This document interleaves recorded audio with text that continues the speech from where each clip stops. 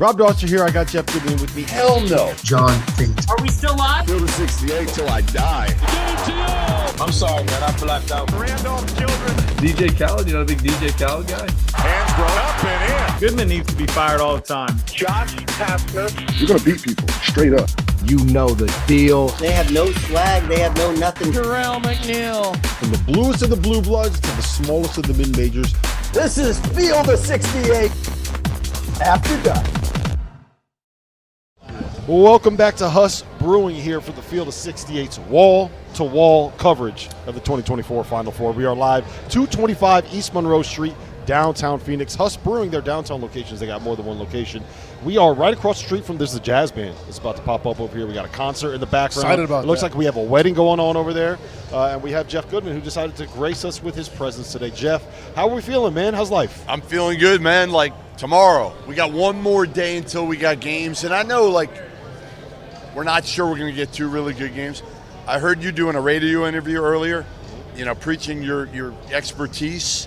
And I thought about it. And I'm like, sometimes, again, when we think we're going to get something in college basketball, something completely extraordinary happens. I wonder if we're going to get that tomorrow night. I wonder if we're going to get one of those shockers that we just did not see coming. I watched Alabama practice today. I don't want to. Were they making shots? They were making a ton of shots. Up close, they're a lot more athletic than I thought they were. Picking the Tide? Taking the points. I'm definitely going to lean points, but Alabama's a lot better. I like how they ran their stuff in practice. I mean, they're good. Yeah. They looked They are apart. good. They looked apart. Hold on. They looked apart. We You're- can ask you're Armando walking in here. if they looked apart. You're walking in here and saying that Alabama was running really good stuff, 5-0 in practice, and you're going to take them to beat UConn? Listen. Is that what's happening? All I'm saying is this. But look, If I would have seen Alabama up close before this tournament, I definitely would have not been as shocked they're at the Final Four. Okay. They look big. They're athletic. They shot the hell out of the ball. I mean, it was a well-oiled machine out there. So I was impressed. And I've seen a lot of college In practice. the open practice. I'm just listen. It's my first Final Four, so maybe I'm. You know what I mean. But we'll see tomorrow if this is something to think about. I don't know about Look this. at this. Look at what Henson's getting delivered. Espresso Martiti. That's Rob's. And this is the cross here. It's a cross This is mine. Oh. I'm going with I love how they brought the martini glass too. This is amazing. it. Makes you look fancy. Yes. Don't spill it on yourself. I'm trying not to. This is So let's talk about that actual matchup, Alabama and UConn. Where do you see Alabama being able to have an advantage? I think that the advantages, there's not many advantages. However, Alabama does have the capacity to shoot themselves into the game. I think they can keep. I was talking to one of the coaches who's from Tampa. Shout out my guy, Coach Pannone. He said Nate Oates, his style of play, his offensive philosophy breeds confidence. He gets mad when you don't shoot the ball. If it's 4 seconds going off the shot clock and you have an open shot, shoot the ball. And that right there could mean a difference between keeping it close or UConn blowing this thing out. And if they can keep it close, we've seen weirder things happen. That's all I'm saying. Yeah, I mean, listen, Alabama's got to make shots early. Right. They have to. If they go down early, this thing's going to get ugly. Not could get ugly, is going to get ugly. So can they make their shots early, get some confidence? Because that is something. I know, obviously, you're still talking about a team that contended for the SEC title, but this is the defending champs. This is a team that we've talked about all year. You wonder, do they think they can play with them? Does it take a little while, even the first 4-minute segment, where if you win it, you're like, okay, you know what? Like, they're not that good. And then they're not, like, when you look at UConn, you're not like, all right, Cam Spencer, I can get by that dude. Alex Caravan, I can get by that dude. Like, they're not overwhelming in how they look other than, you know, Kling Kong, obviously. But other than that, they're not physically intimidating. That reminds me. Clean Yesterday, is crazy. Yesterday, Jeff told Mark Sears to his face that Mark Sears couldn't guard him. Really? I said 20 or 30 years ago. No, you That's- said. Actually, I said now. You said Okay. I'm I did. 52 I said years that. old, I and said- I think I can get by. Right. Really? Yeah. That's a good challenge. Yeah. It's a good challenge. Yeah, I mean, You see my first step, Henson? I heard about it. I heard it wasn't very good. I also look at UConn as like a team that's their reputation has preceded them. And, I was fortunate enough to play on a really high-powered team in college. And if you didn't snuff a team out within the first 6 to 10 minutes, then it's a ball game. So I think UConn needs to come out and show them who they are, what they are, and Alabama won't put up a fuss. If they don't, this could be a long game. I think it's a little different for Alabama than it is for other teams, though, because Alabama's the kind of team where they can reel off like 4 threes on 5 possessions. Yeah. So they're one of those teams that never feels like they're out of it if they're down 15, and it never feels like they have this thing won if they're up by 15, right? Like if you're down by 15 to UConn, you might as well just pack up and go home.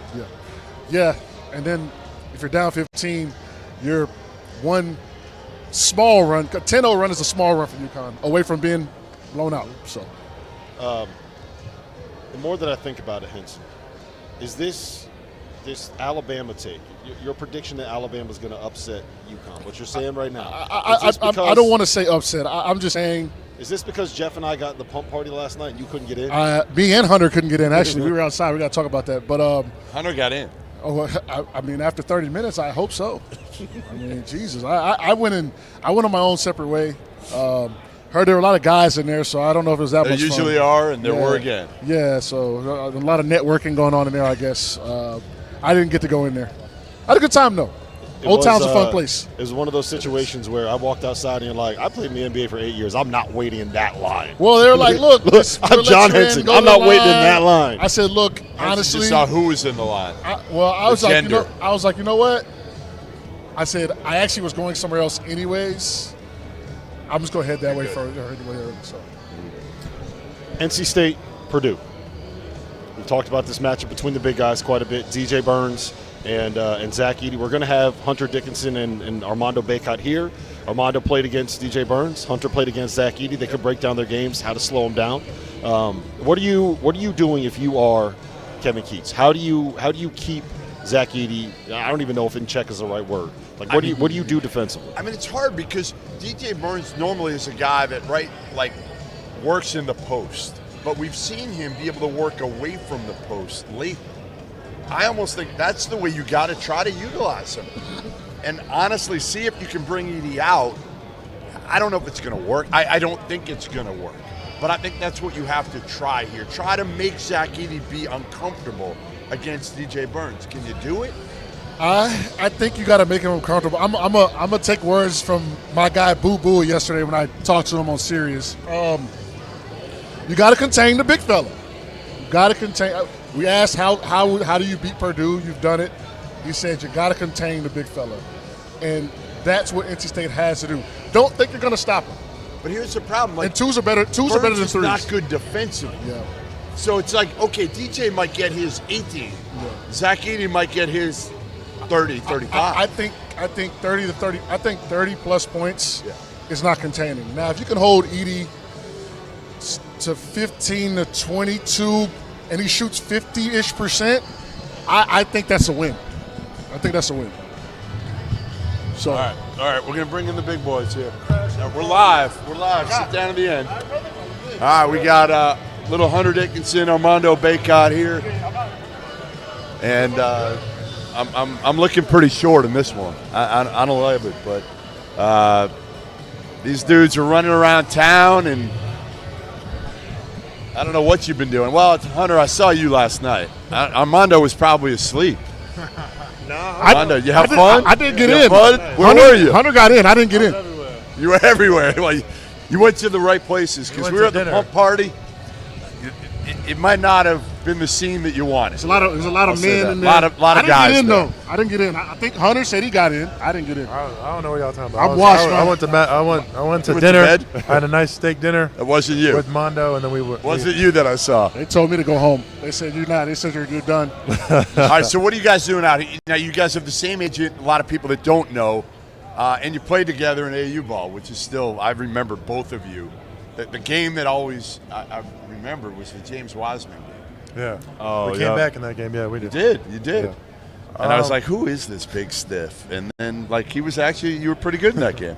Yeah, no, we're just chilling out here, going to a lot of different various meetings and interviews and stuff like that. We just came from a an NIL meeting talking about, the future of college athletics and stuff like that. Yesterday we did something for CBS Sports HQ, a preview of the Final Four matchup. So kind of just going back and forth, just. Did you guys tell them how much you made NIL? Did you divulge that number? No, we didn't disclose that, but it's been good. Who's your tax attorney? That's what I want to know. Oh, yeah, you guys I want to find out that number. You guys have CPAs and stuff? Yeah, we got yeah. Oh, my goodness, it's We crazy. got CPAs on deck. Sure. That's what's up. You pay taxes this year yet? You see the number? Oh, it's crazy. It's Right? tough, it's tough being a grown person. It hurts. The taxes are. The taxes You're in take that off. high tax bracket already, hurts. too. Yeah, it That's hurts, that's the hard part. Usually when you start out in the real small tax bracket, but you guys are already – you're not in Henson land, Yeah, nah. right? Still, listen, the taxes, they hurt. Yeah, To this day, I know. I ain't played in 2 I know, years. I still have taxes. it hurts. So. It's essential, but it hurts. What's it like for both of you being here first? Because both of you expected to be here as players. What's it like, and what was the season like for both of you for different reasons? Oh, yeah, I mean, it sucks being here. I don't really care who wins. I'm just going to the game because I got a ticket. But, obviously, we had high expectations going in. We dealt with some injuries. We dealt with some departures early on. We won some games. We beat some really good teams. We showed how good we could be at times. I mean, we beat UConn. We beat Tennessee. We beat Houston. So we showed, our highs. We also showed our lows. But, that's kind of what college basketball is right now, and how you got to win a tournament. You got to be consistent, and you got to be able to put together 6 straight wins. And, unfortunately, we weren't able to do that. You didn't have enough depth either, I think, without hammering your team. But that was one thing that you need. You need 7-8 strong, and the injuries didn't help down the stretch. Yeah, You called them fraudulent anyway, though, right? The first time I They saw call us him, fraudulent. no, seriously, the first time I saw him, I didn't say fraudulent. That's good. No, listen, you Here's guys what I need to used. Talk to You him. got to quote me correctly. What I said was, after the game, I didn't think you could win it all. I didn't think you had enough players. I didn't think you had enough depth and enough Well, shooting. I mean, only 1 out of 360 I teams know. won it, so I'm you got a not going pretty on good the shot limb. when you say That's fine. a team But you're isn't in gonna win. Kansas. What are people, you're fighting for national titles. That's what they want to know, and you have beaten a pretty good Kentucky team. You got lucky. I think if Kevin was healthy, Yeah, might have been and- different. or I think it might have been different. Yeah. What was it like for you? Because, again, Yeah. you guys had such a good regular season that I don't want to say come out of nowhere, but kind of came out a little bit out of nowhere because of all the new pieces. No, it's been tough being out here because obviously we wanted to be out here, and we look like at all the teams that's out here, and we feel like we're a top 4 team in the country all year we've been. But, I mean, March, it's a mixture of a lot of things, and I think luck is one of the biggest parts of March because some teams get favorable matchups and the ball bounces a certain way one game and it doesn't another game. And I think just for us in the Alabama game, we just didn't make enough shots, especially shots we usually make. And, I mean, it was a tough one, but, I mean, credit to Alabama. They made a lot of tough shots, and they put so much pressure on us defensively by just the way, like, it's threes or layups with them, and they put so much pressure on the rim, too. It's like you want to help, and then when you help, you might as well count the 3 right there. Were you shocked? Were you shocked at how good Alabama was? A little bit? A little, but I knew it was kind of tough for us because we obviously we ice the ball screens. We've been so great at that all year, and we want teams to live with the mid-range shots. So for me, it was just a different look because they don't shoot any mid-ranges. So it was just tough, like kind of gauging how to play it. But I mean, definitely was shocked we lost for sure. I was telling him I went to the practice in Alabama today. It kind of caught me off guard, their athleticism and their skill. Yep. They were kind of laughing. I'm like, up close, it was different than seeing them on TV. So did that kind of is something in the game you noticed? Yeah, for sure. And I mean, Sears, he's an amazing player. The things that he could do on the basketball court is crazy. Surprising a little bit, right? Because he's got a gear that I don't think you see until in person, right? Yeah, it's crazy. Just like his change of speeds and the way he sees the floor and just how much he creates. He's an amazing player. And I think if it's one team that could probably maybe pull off an upset with just how great UConn is, even out of all the 4 teams, I think that Alabama can, just because they can take Cleveland away from the basket and they can shoot the ball, and they're going to really put a lot of pressure on them. Well, you can't say NC State. That's for damn sure. Oh, absolutely not. Absolutely not. What's it like playing the big boy there, though? Like DJ Burns, the country has kind of gravitated to him because obviously of how he looks and how he moves and even his personality. Yeah, I mean, it's just tough guarding him because he has such good touch and he's so big. He's says 275, but it's probably What do you more think like he is? 310? more than that. Really? And I mean, you can't really. I mean, in college, it's so hard to defend the post already. So you get a guy that's so big, quick on his feet. You want to lean on him to stop him from going, but he's so quick. He's gonna spin off you every time. As soon as you lean, anyway, you might as well count the bucket because he's spinning.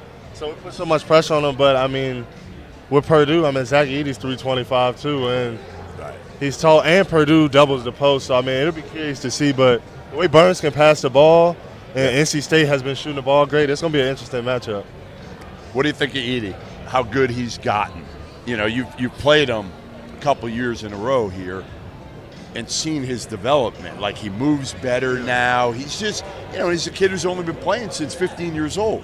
Yeah, like you said, he's been moving really good. You know, his conditioning, it speaks for itself. He played 39 and a half minutes against a super physical Tennessee team that can really try to wear you out.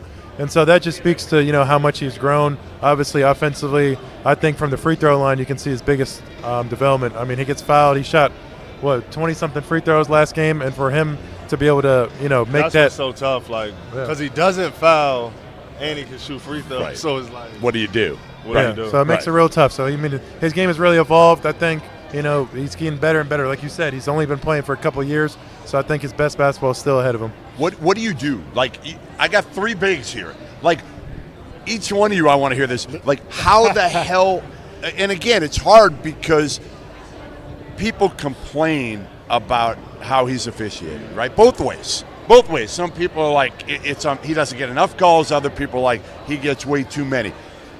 Go ahead, Henson. I was a 4 in college, so I would have had trouble. No kidding. You were 4? Yeah, I was a 4. Shocking. He was a 5. But that helped us too, though. Yeah. That would have been good for Burns because I'm backside. I'm flying backside when he gets to the rim. So I would have had trouble with both those dudes. They're bigger. They were stronger. They're stronger than I was in college. So this question for the big fellas. But I would have needed help. I'll tell you that. I would have needed help. Yeah. Yeah, I mean, with Edey, I mean, the sets that they run for him, like, they know where to get him the ball, when to get him the ball, and how to get him the ball. And I mean, you surround him with a lot of shooters. I mean, it's just tough. Like, do you remember him from IMG? Do you really remember him? No, I remember him. I mean, it was because he was on the B team. I don't know how much he was on the B team. We had me, Jeremiah, Robinson, Earl, and we had Brandon Huntley, Hatfield. Jarris Walker was one of our bigs too. And I mean, I didn't see that coming at all. I'm not gonna lie to you. Just like, were you killing it? Like, guys were just killing him. Yeah, I mean, he would show flashes. Like, it'll be sometimes like he'll get you under that rim and he might put it on your head and he'll block shots. But I think for him it was just just developing his game, and he was eventually gonna be as good as he is because he's big and he can move and he's fundamentally sound, got good touch, and he can do all those things. But I mean, it's just great to see. But I mean, Matt Painter, he does a great job of developing those big guys. If I'm a big guy and I'm over 7'2", there's no reason why I would not go to Purdue. I was gonna say, I think as big guys too, how they hit him, how quickly on the entry pass, like on the seal, it's right there, so he can just turn. That's another big aspect he has. Like, they must work on post entry for sure every day. I mean, they have the best post entry passes I've seen in college, and Braden Smith's gotten so good at that, right? And you guys know as bigs, you could be great at scoring, in the post, but if they can't get you the ball where you need it. And Braden Smith is one of the best in the country. All right, we know you guys got to get out of here in a minute. I got to ask you the big question. I mean, come on. You don't really think you're going to be here and I'm not going to hit you with a question. I mean, if he had eligibility left, I'd hit him. He let me break the news last year, Yeah. He did. Ask him. Yeah, so are you going to do that? Oh, no, yeah, I'm not going to break it here. I mean, this is part of the reason why. He going to do his podcast with Marty Munch. Oh, look at that. He can't give it to me, can he? He'll offend Marty. Yo, this is it's like free agency, bro. This is like NBA free agency, like legit college is becoming that. I can't keep it's kind of cool. Who's got eligibility left and who doesn't? I forgot. After this year, I'll go back to normal with the COVID year and everything like that. But yeah, I mean, that was part of the reason why coming out here, just to, my people out here, my guys are out here talking to them, really getting feedback and stuff like that, trying to make an educated decision. I'm not trying to feel rushed or anything like that. I got some time, so just trying to feel it out. Something. I'll figure out something. Hopefully relatively soon. That's it. That's all we got. Yes, I mean, really. You know, That's all we got. I got What are two the good options. What are the options? To return to school or play professionally. Okay. Is it? I mean, listen, it's hard now with NIL. I mean, listen, you came back for the extra year. What do you think of your decision now? I mean, obviously, you weren't sure what to do then, but with the money you guys are making. I mean, financially, it was great. It was amazing. I mean, just the opportunity to make a ton of money, I mean, and be at a school that I love, around people I love, it was great. And, I mean, I thought this year it allowed me to, like, be a lot better defensively and change some things in my game that I wanted to specifically show more. So, I mean, it was great, but, I mean, I can't fault anybody at this point. Like, just the way college is going, and, I mean, you look at it, guys are really, like, on one-year contracts, and after that, it's like, who's throwing the most money? I mean, it's crazy. No, guys are. I had a coach tell me yesterday. He's like, mid-major kid asked him for like $800,000. $800,000, mid-major kid. I mean, it's gotten a little bit out of control. Yeah. It has, and then you got all these agents everywhere. So, all right, we know you got to leave. Listen, thanks for stopping by. You guys, man, good luck. Listen, man. two of my favorite kids. Who you got winning? Kids. Well, how much you got UConn winning by in the championship? No, I think UConn Purdue's going to be a hell of a game. I do have UConn winning. I do hope that's the matchup, though. We need it. I think that's the matchup upsets are for the first round. I think we all want to see UConn versus Purdue. Everybody wants to see the bigs match up. It's gonna be a show for sure. Who you guys got? You both got UConn? Yeah, I think UConn. That Edie might go for 40 though. I'm not gonna lie. It'll be a great game. I for think you guys as bigs, how badly do you want to see that matchup? I mean, like I said earlier, I don't really care who wins the national championship, but I will be tuned in for that game because Edie, man, it's gonna. Edie's, that's the thing. Like Edie's going to score points. He's the National Player of the Year 2 times in a row for a reason. Yeah. But I think Klingon can contain them enough to where they don't have to help as much, and that'll help limit the other guys. That's when Purdue's the dangerous, is when Edie gets 30, but you have a Braden Smith get 20, Totally. A lawyer get 15. Them, it's different. Klingon, you're not going to have to bring anybody. That's when Purdue's the most dangerous. And I think contain the big fella. UConn's athleticism, their sets, I think that'll prevail. But the one thing is, if Purdue's able to give them a game in the tournament late, 2 minutes left, and it's a 3-4 point game, UConn hasn't had to deal with that yet. See how they look under some pressure. All right, Hunter Dickinson, Armando Bacot, thanks for Legends, joining us. Thank you, guys. We'll be back after the break, and we'll get some great stories from the best guy you're ever going to hear stories from on one, Danny Hurley.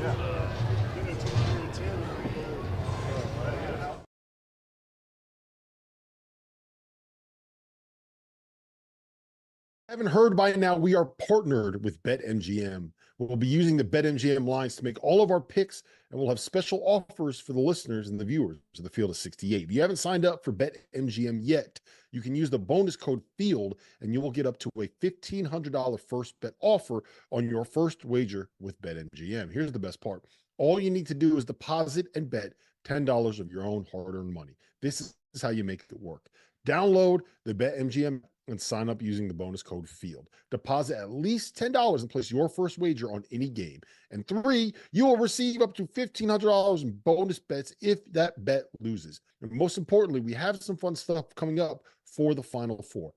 Bet insurance tokens, college hoops, odds boosts, and what I love, a nice little parlay boost, as well as a ridiculous array of prop bets on anything that you could possibly imagine betting on. BetMGM is and always will be the king of the prop bet. So go download the BetMGM app and use that code FIELD to sign up today.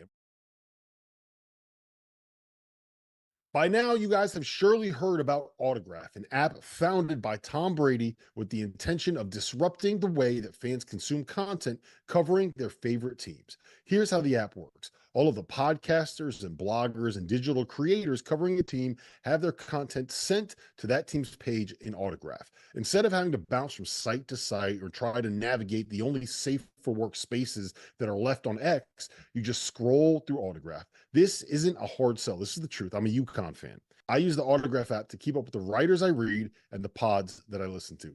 The best part is that every piece of content that you consume gives you reward points. The more you get, the more chances you have at things like discounted tickets and signed memorabilia. Whether you are a world-class athlete or a podcaster like me, we all understand the importance of mental and physical well-being and proper recovery for top-notch performance. After a 6-month season loaded with cross-country travel, I can promise you that proper recovery is a priority for me these days. That's why I'm excited that Unified Healing is sponsoring this episode of the Field of 68. Unified Healing is a new and super innovative global network of wellness centers powered by Energy Enhancement System, or the EE system. If you haven't heard of the EE system yet, you'll want to listen up. This technology promotes wellness, deep relaxation, purification, and rejuvenation.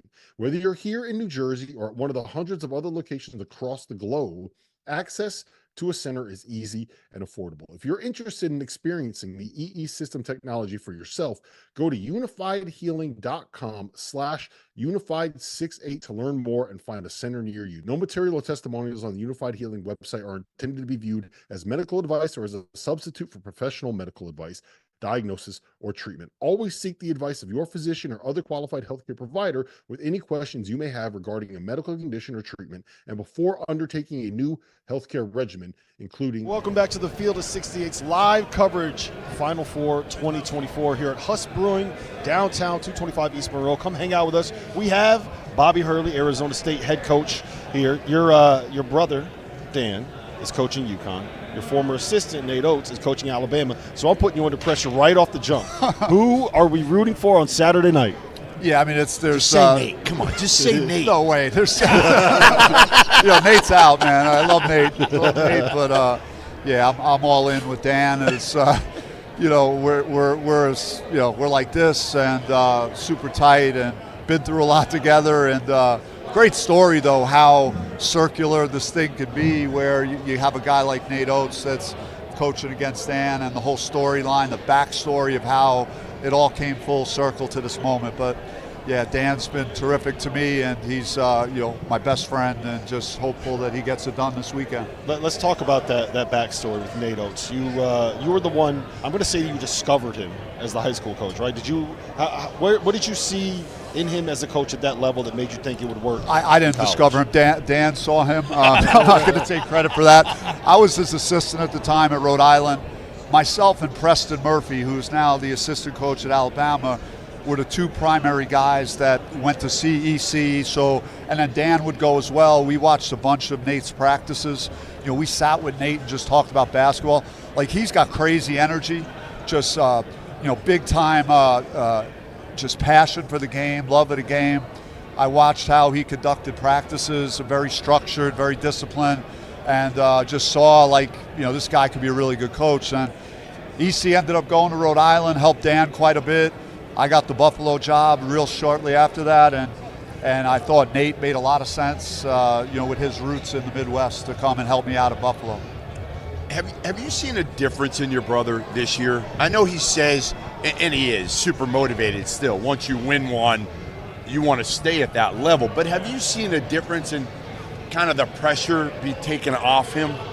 I think once you win it, it elevates your confidence, and it also, it takes the monkey off your back, I guess. So there's probably a degree of that to it, but he wants it every bit as bad as he did last year, and just all my conversations with him. You say elevates his confidence. When was the point, coaching-wise, because you were around him for the beginning of it. I was up there at Wagner with you guys. Yeah. Was there a point where you were like, I'm not, because at St. Benedict's he had it. Did he lose it at any point through Wagner you are at? Never. I don't think so. Yeah. It's just a progression you go through. It takes time, and he built multiple programs and took Rhode Island into the NCAA Tournament, won games, and at UConn, it just took time to build his culture and establish himself. And there's going to be some peaks and valleys, some losses in the tournament that you learn from, and then you get the right group of people, and then bam, it just takes off. You talk to him. How does he feel about, we're talking about doing something that, and I even referenced your Blue Devils, because you guys had some challenges going through.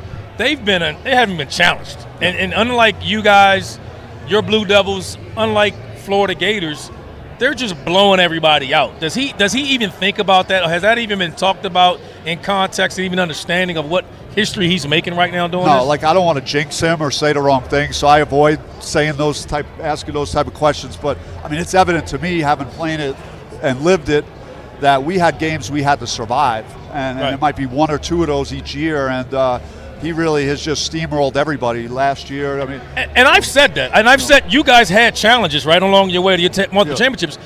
Am I wrong for saying that we've never seen this? Yeah, and this, I think that they are in the conversation if they win with any of the great teams based on how they've done it. The style in which they've done it is remarkable. Just that Illinois game, the run they went on, you don't see that very often in college basketball. In college basketball, the landscape's changed. I mean, if we put your team up against his team, I think we'd all agree. I'd take your team. I'd take your team by probably double figures. But the landscape has changed so much, hasn't it? It has. I mean, it's different with the turnover and the change. I mean, back in the day when we played, it was guys stayed longer, and you're able to build something more. Now, Dan has been able to keep his core each year, which is helpful, and then build around it. So I think that's been valuable to have guys that have cut the nets down, that know what it's about, that have been there and done it. So that's certainly super helpful. Jeff mentioned Wagner when you coached with Dan.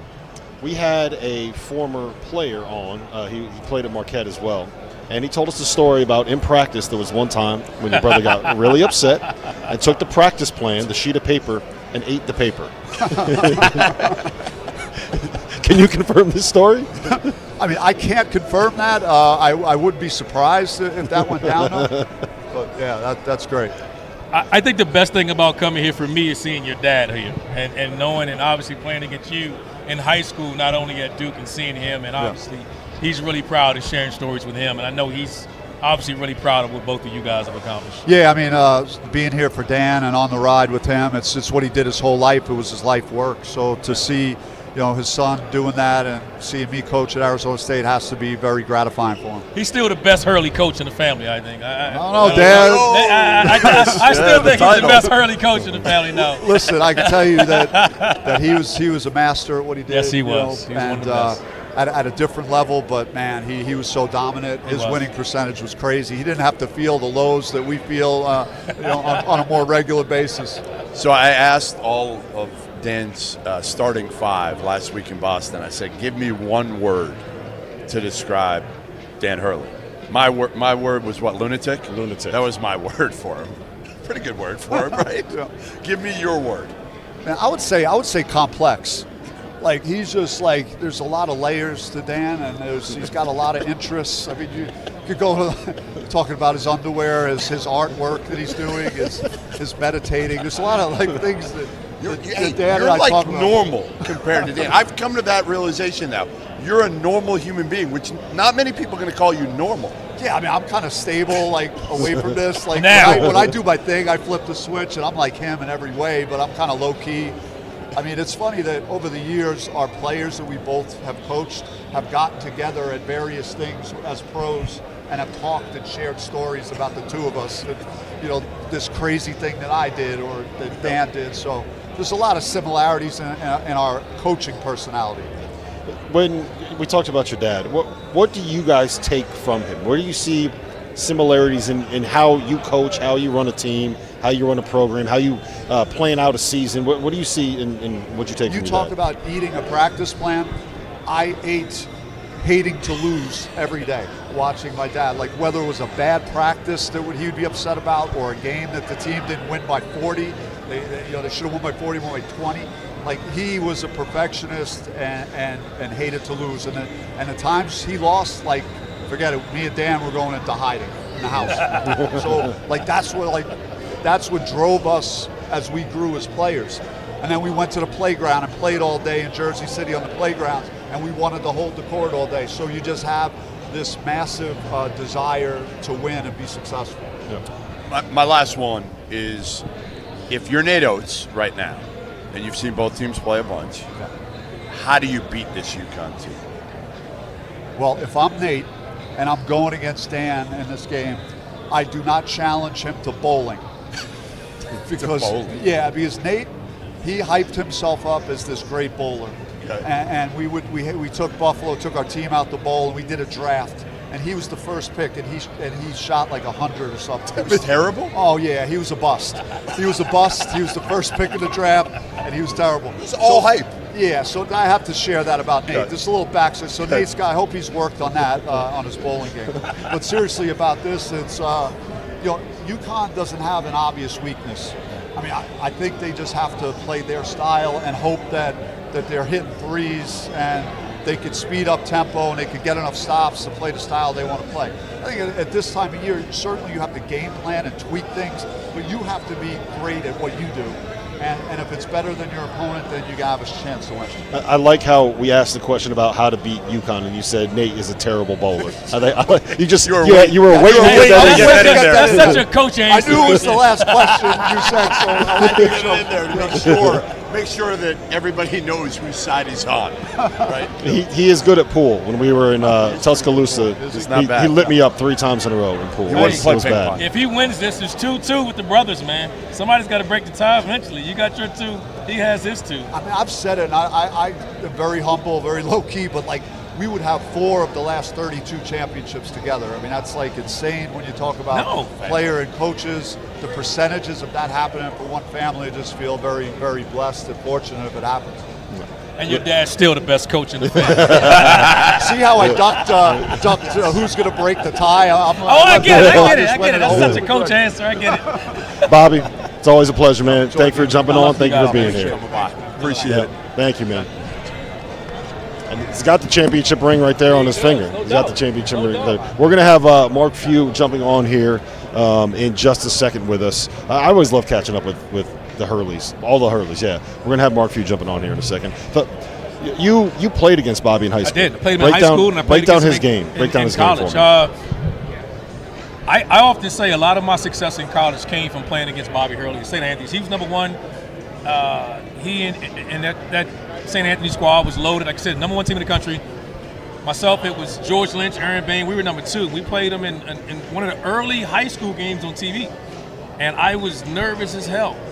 And Bobby kicked my ass. And I was so mad at myself because I had gave him so much respect. And I promised myself, I was like, I would never make that mistake again. And every time I see him, I remind him of that. And I tell him, so much of my success I owe to you because I determined after that you were going to earn my respect before I gave it to you. And so I made sure to give it to him when he was back at Duke. So I earned my keep and got my revenge back when he was at Duke. What made him so good as a player? Competitor, man. I mean, ultimate competitor. He wasn't a great shooter, but he hit big shots. Right? Made the right plays. He was the general and the key to that team. That Duke team was loaded. As talented as any team in the history of college of basketball. They were loaded from top to bottom. Obviously, with Coach K, the greatest coach. He was just a general. He pushed tempo. He controlled the pace of the game, defended really well. He was just really, really, really good. And obviously, the horrific accident he had with the Sacramento Kings early in his career derailed his professional career.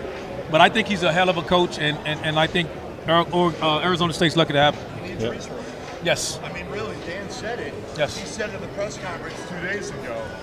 He was talking about Bobby, and he said, Yeah, basically, he needs the same resources that we have to be able to get here. All the Purdue, all those Alabama, they all have the resources. Got to have it.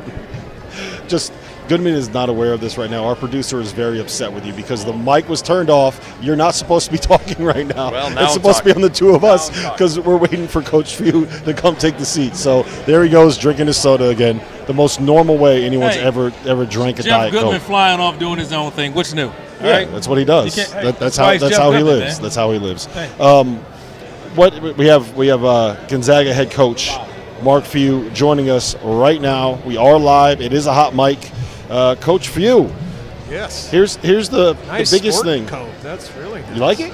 I like that color. My wife bought it for me. I'm not allowed to buy my own clothes anymore. I want to. You actually turned me on to where to buy sport coats. Remember in New York? It's Rothmans, man. They're the best. Rothmans. They'll take care of you guys too. Yeah. I'm going to start you off with this. Matt McCall, one of our analysts here, he got in a little bit of trouble with the Gonzaga fan base for pronouncing the school's name wrong.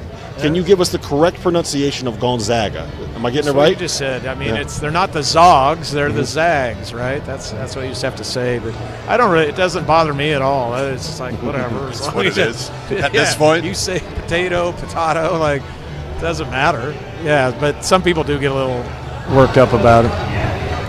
I'm going to start off by apologizing to you. I For owe what? you the biggest freaking apology because I doubted you. I doubted this team listening to the narratives before, and you spoke out about it, and it was never in doubt. But getting to this tournament, you advanced. It seems like it's automatic. I'm going to pencil you in next year as well. You're going to be the Sweet 16. So I'm going to mark it down so it's That's straight. You don't need to apologize. Everybody's opinions But no, are all right. It was. Yeah. I didn't see even this type of success with your team early on. It was just someone's question. Did you see it early? I saw it late, but early in the year. No, heavens no. You're right on. That was a great eval. We weren't very good early, but I mean, it is kind of what we're supposed to do, right? Like we're supposed to, that. Yes, we're supposed yes. to practice, and the thought is like we will get better and hopefully come together more and figure it out. And at least in this year's team's case, it took a little while longer probably than. I mean, I want it to be done day one, but I mean, it's understandable when we add point guard, a big man, mixing in some new guys and all that. And Drew Timme was a big loss. So in more ways than one. More people don't recover from losing guys like that. There's guys that's just such a big part of a program, and you just don't recover as quickly when you lose a guy like Drew Timme. Everything, in the locker room, like socially. That was the one thing I said as a coach that I missed more than anything else. When we lost a guy and we lost John Collins, it wasn't just his points that we lost. It was what he did and what he commanded in the locker room and what he meant to everything. We just missed it. So it was like you had to reteach how to do everything. And that guy, when you have that guy, he just does that for you. And it allows us as coaches just to worry about basketball. And I'll tell you the other thing. He just would walk into every game and just, we're good. I got it. We're better. I'm better than any of these dudes. I'm going to take you guys with me, and then we're going to roll. And he literally, that's no exaggeration. And the guys fed off that. And we actually needed to develop a little bit of swag this year, quite frankly, to kind of get and we did at the end. What did you learn about last year's going through the whole portal thing? Because it was kind of new last year in a way, right, with the NIL and everything. And this year, it's ramped up. Let's face it. The numbers are higher. Yeah, There's they're more accurate. kids in the portal. They're asking for more money, all that. What did you learn from last year? Oh, wow. That it's real. And, I mean, it's not going to go away. And so we just need to put our Gonzaga spin on it, you know what I mean? And keep our values and keep what we just got talking about, what our locker room's like, what our, but that's okay because listen, guys, like the great people, the great character kids, it's not going to be the first question they ask in the recruiting process. It might be the second or third, and that's very responsible of them to ask that. But there's still ones out there that want to win and still ones out there that want to get to this place, and we can help them do that. I mean, and that's not talk. We've backed that up. And we can help them get to the next level. That's not talk. We can do that. So, I mean, if they're in line with that, and then, hey, coach, I just want to be competitive in NIL and all that, then we can do that. And I think that's responsible on their part, too. The development of Ryan Nembhard this year, his growth as a point guard, I think we saw it by the time we got to the tournament. What did you see in him at the end of the year that maybe you didn't see early on? I think a little bit. That's a great take, Rob. Some of it probably was on us. I think we were maybe leaning on him a little too much at the start of the year and maybe a little too much of a scoring load and all that. And as we progressed at the end of the year, even when you watch us, I mean, we were coming at you at 5 different spots. I mean, Ben Gregg started coming at you, and obviously Anton was kind of on the whole time. But Ryan and Graham started really figuring out how to connect better, I mean, it's different throwing to Graham than it was to Drew Timme and stuff, or Kalkbrenner in that regard, for Ryan. So kind of all that, I think just maybe taking a little bit of that off him, and his assist-to-turnover ratio down the stretch was just ridiculous. And he was posting some 12s, 2s, 10-1. I mean, that's crazy numbers. Coach, when we look at the landscape of college basketball right now, for you, what's something you like to see change? How long we got? How long do we have? There's so much to fix. Let me say this: that's an easier fix than some of the stuff. It's gone. We can't change NIL. Well, it might be. I would say this: if I had a magic wand, I would change.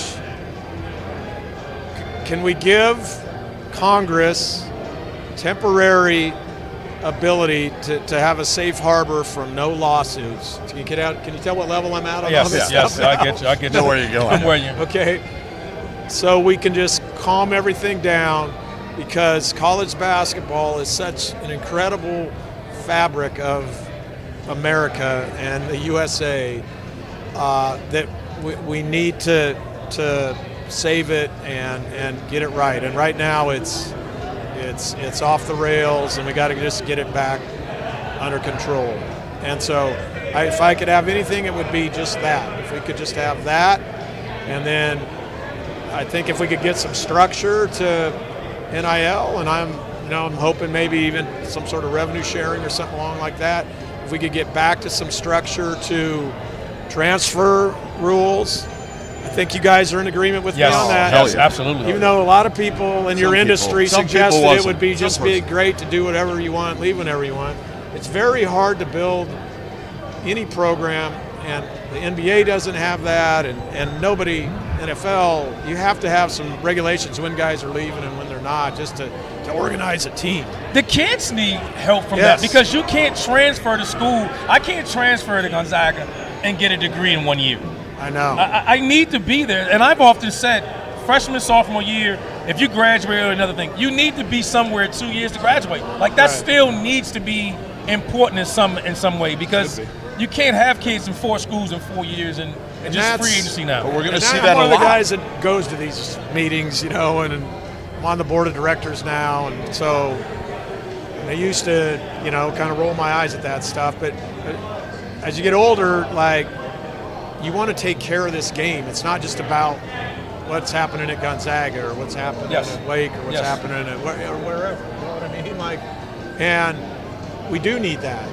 But understanding, like, sometimes on your first try you don't get it right, so you should be able to leave. But how this idea of sitting out a year is became so bad is just it's just crazy, and it's just a judge's interpretation of that doesn't understand what you're talking about. And I think if we can get the information and the data on these graduation rates, because they're hard to figure out right now with everybody transferring. Yes. I think if we can get that, we can show, like, whoa, this is a disaster, because we're cranking out guys that are not, and they might be making, some money here and there, but it's not lifetime money, and we're doing them a total disservice by allowing this. So I've said this on the air, so I'll say it to you. I mean, I feel like with the way the game has gone recently, guys like you and Tony Bennett, Jay Wright, we already saw it, right? Got out earlier. Yeah. It's going to hurt. I mean, you're talking about it now. I mean, there's frustration. We know that. Yeah. We need changes. How hard is it for you now, and how does it affect potentially when you might say, you know what, I'm done with this?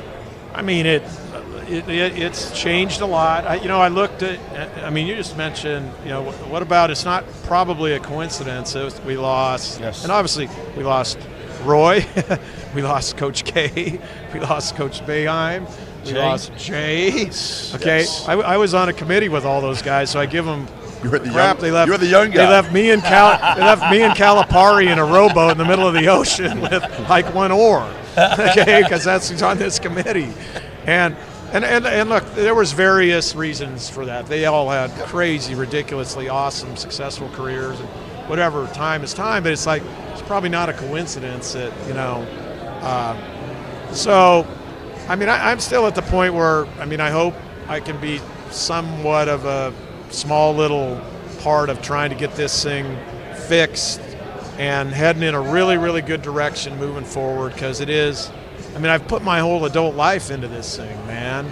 And I also feel like our names are on it right now for, like, we're here. And so we got to make sure it's not screwed up, man, because then it was screwed up on our watch, even though I feel like a lot of us coaches don't feel like we have much control, the power to do much. All right, I got one more for you, Coach. Sure. I live in New Jersey. Trout season opens on Monday in New Jersey. Yeah. One, would I be justified flying home on Sunday, leaving a day early to get there for opening day? Absolutely, yes. Well, I And mean, two, that's a no-brainer. Yeah. And two, will you judge me if I use a bobber and a little power bait? No, not at all. Not at all. Especially if you're taking your kid. Yes. I took my son fly fishing in Montana last year when we were out there. He had a blast. He caught a brownie that was about 20 inches. There you go. No, whatever you do, and especially whatever you do that gets him excited to go out and do it again, man, I don't judge anybody. I just prefer fly fishing because it's kind of – but I started out that way. It's hard. I'm not very good at it. I'm really good at catching trees and branches and some grass sometimes. And you're not very good at measuring fish because you go, he caught 20 inches. 20 inches. Hey, are you around Sunday morning? 9:30. Sunday morning, 9:30. You're going to be at church? I always wanted you. You know what? He texted me about coming on. You guys will appreciate this. What did I do? And I almost wrote back, like, can I come on with somebody less caustic than you? But he's been amazingly positive and good to see you, yes, you know. yes. So thank you for 9:30. that. We're going to be in church. What I'm you going and to I? do. Are you going to go to? We're going to No, church. I'm not going to church. Okay. I'm Jewish, so I'm not going to church. We can go Saturday. I can go with you, but I don't know if it's going to help me much. 9:30. Homer Drew and Robbie Hummel against me and Scott Drew in pickleball. 9:30 in the morning Sunday. That's right. You are a big pickleball Are you ducking guy. us? I'm a big pickleball. Yeah. Oh, no, he's huge. Yes, he is. Scott Drew's giving me the scouting report on you. Did he? I mean, he said He's my partner. he said you're good. He's He actually my partner. said you're good. Do you guys know that story? Do we have time for that? The story in the bubble. Oh, it's just so. Can we tell it? Yes. Can we really Yeah, tell it? That's it.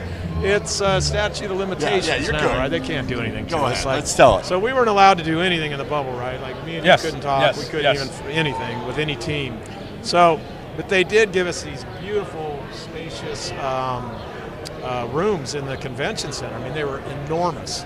And ours happened to be next to. We going over, guys, or anything? No, we're good. Yeah, I'm just Take your time. making sure. So ours was next to Baylor's. And so we brought our pickleball net and rackets, or paddles. And so I think Scott heard us in there, and he opened the door, and they looked in, and they're like, hey.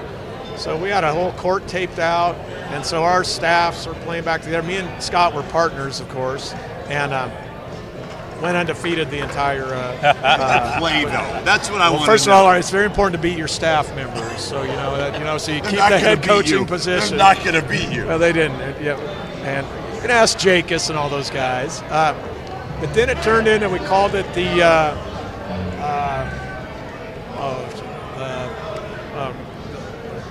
Speakeasy Pickleball Club, because so we literally you had to knock because it was illegal. We didn't want to get busted. So you had to knock to get in there. We had Jay Wright in there. We had Grant McCaslin came in there. I think Wayne Tinkle came in there. Wow, that's a big boy playing. And I don't want to pickleball. get a certain athletic director in trouble. really high profile school who's a good pickleball player.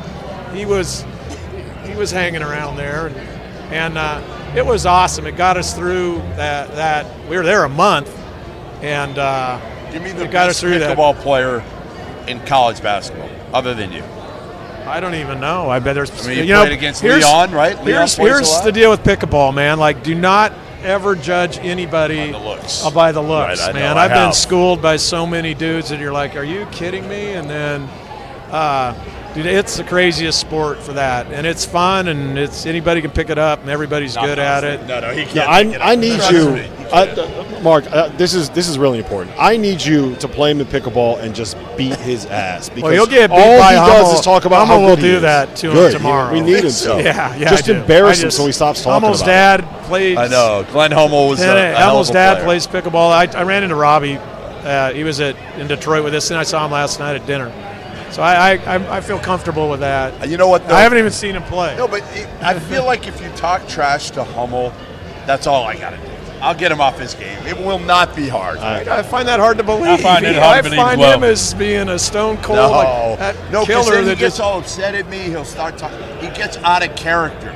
He gets completely out of character, and I'm telling you. Do you think he's going to cry if he wins? He might cry. Did you see him cry when Purdue won? You guys are terrible. Should have. Ball. You guys are terrible. No, but like streaming, like uncontrollably, like a Do baby. we understand the culture and being part of something together and all these years? I get it. God I definitely bless him. get it. Because if my Deeks make it to a Final Four, God bless him. give me the tissue.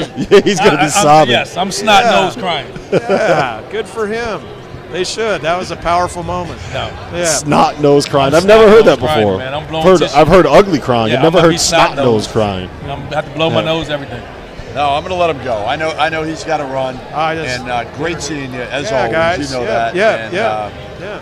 Hopefully you can get to 10 straight Sweet 16s. We've all got you penciled in. We don't have a bracket. You're already in my bracket. It doesn't matter. I won't Now, do it. what I would say is get a little more depth next year in the portal. Yes. Get a few more bodies, please. Yeah, Because that's why we doubted the practice. To be honest. No, you should have doubted. Totally. I mean, hey, if you were at practice, you would have really doubted. Don't feel bad about that. But just remember, there is hope, man. There's If the guys, I love what if you the said, guys come though. together, We forget about that. We Yeah. forget about how much, and it's hard because leagues build their resumes in November, December.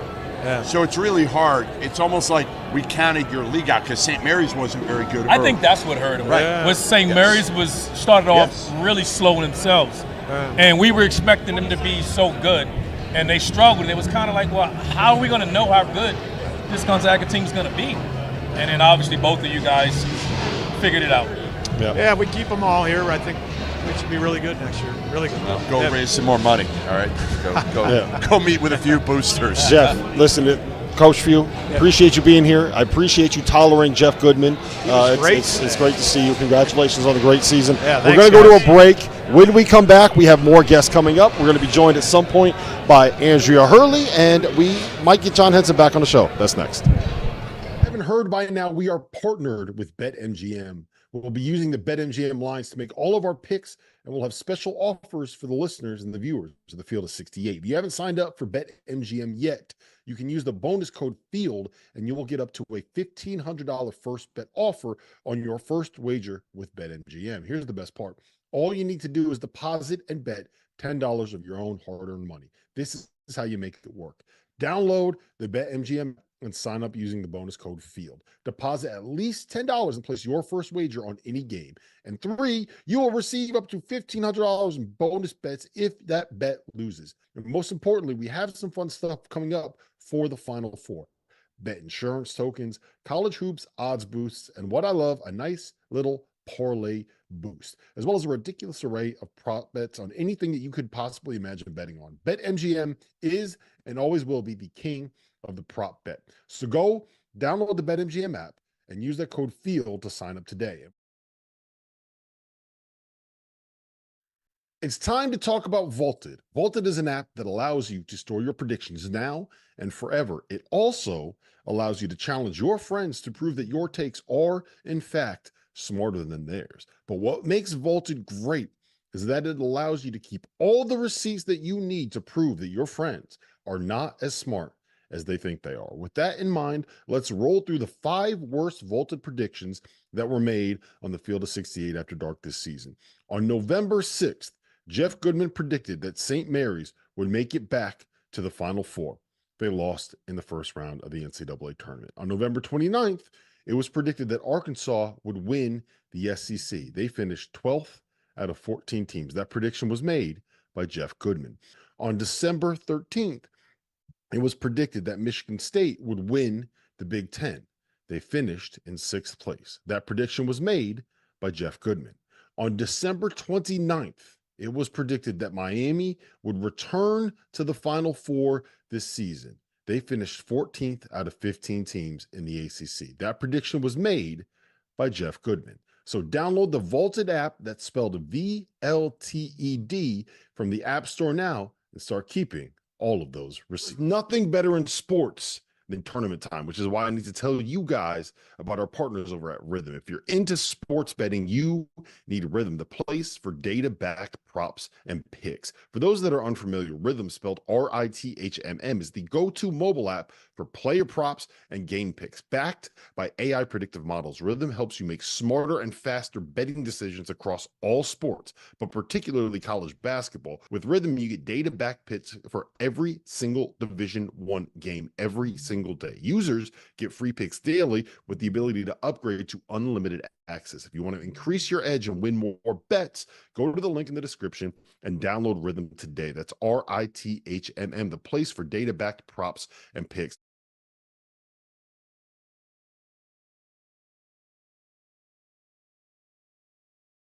Welcome back to the Field of 68's wall-to-wall coverage of the 2024 Final Four. We've already been joined by Mark Few, by Bobby Hurley, by Hunter Dickinson, by Armando Bacot. We've had a full day already today, guys. John, I want to talk about this Purdue-NC State matchup because we haven't really gotten into that at all with you.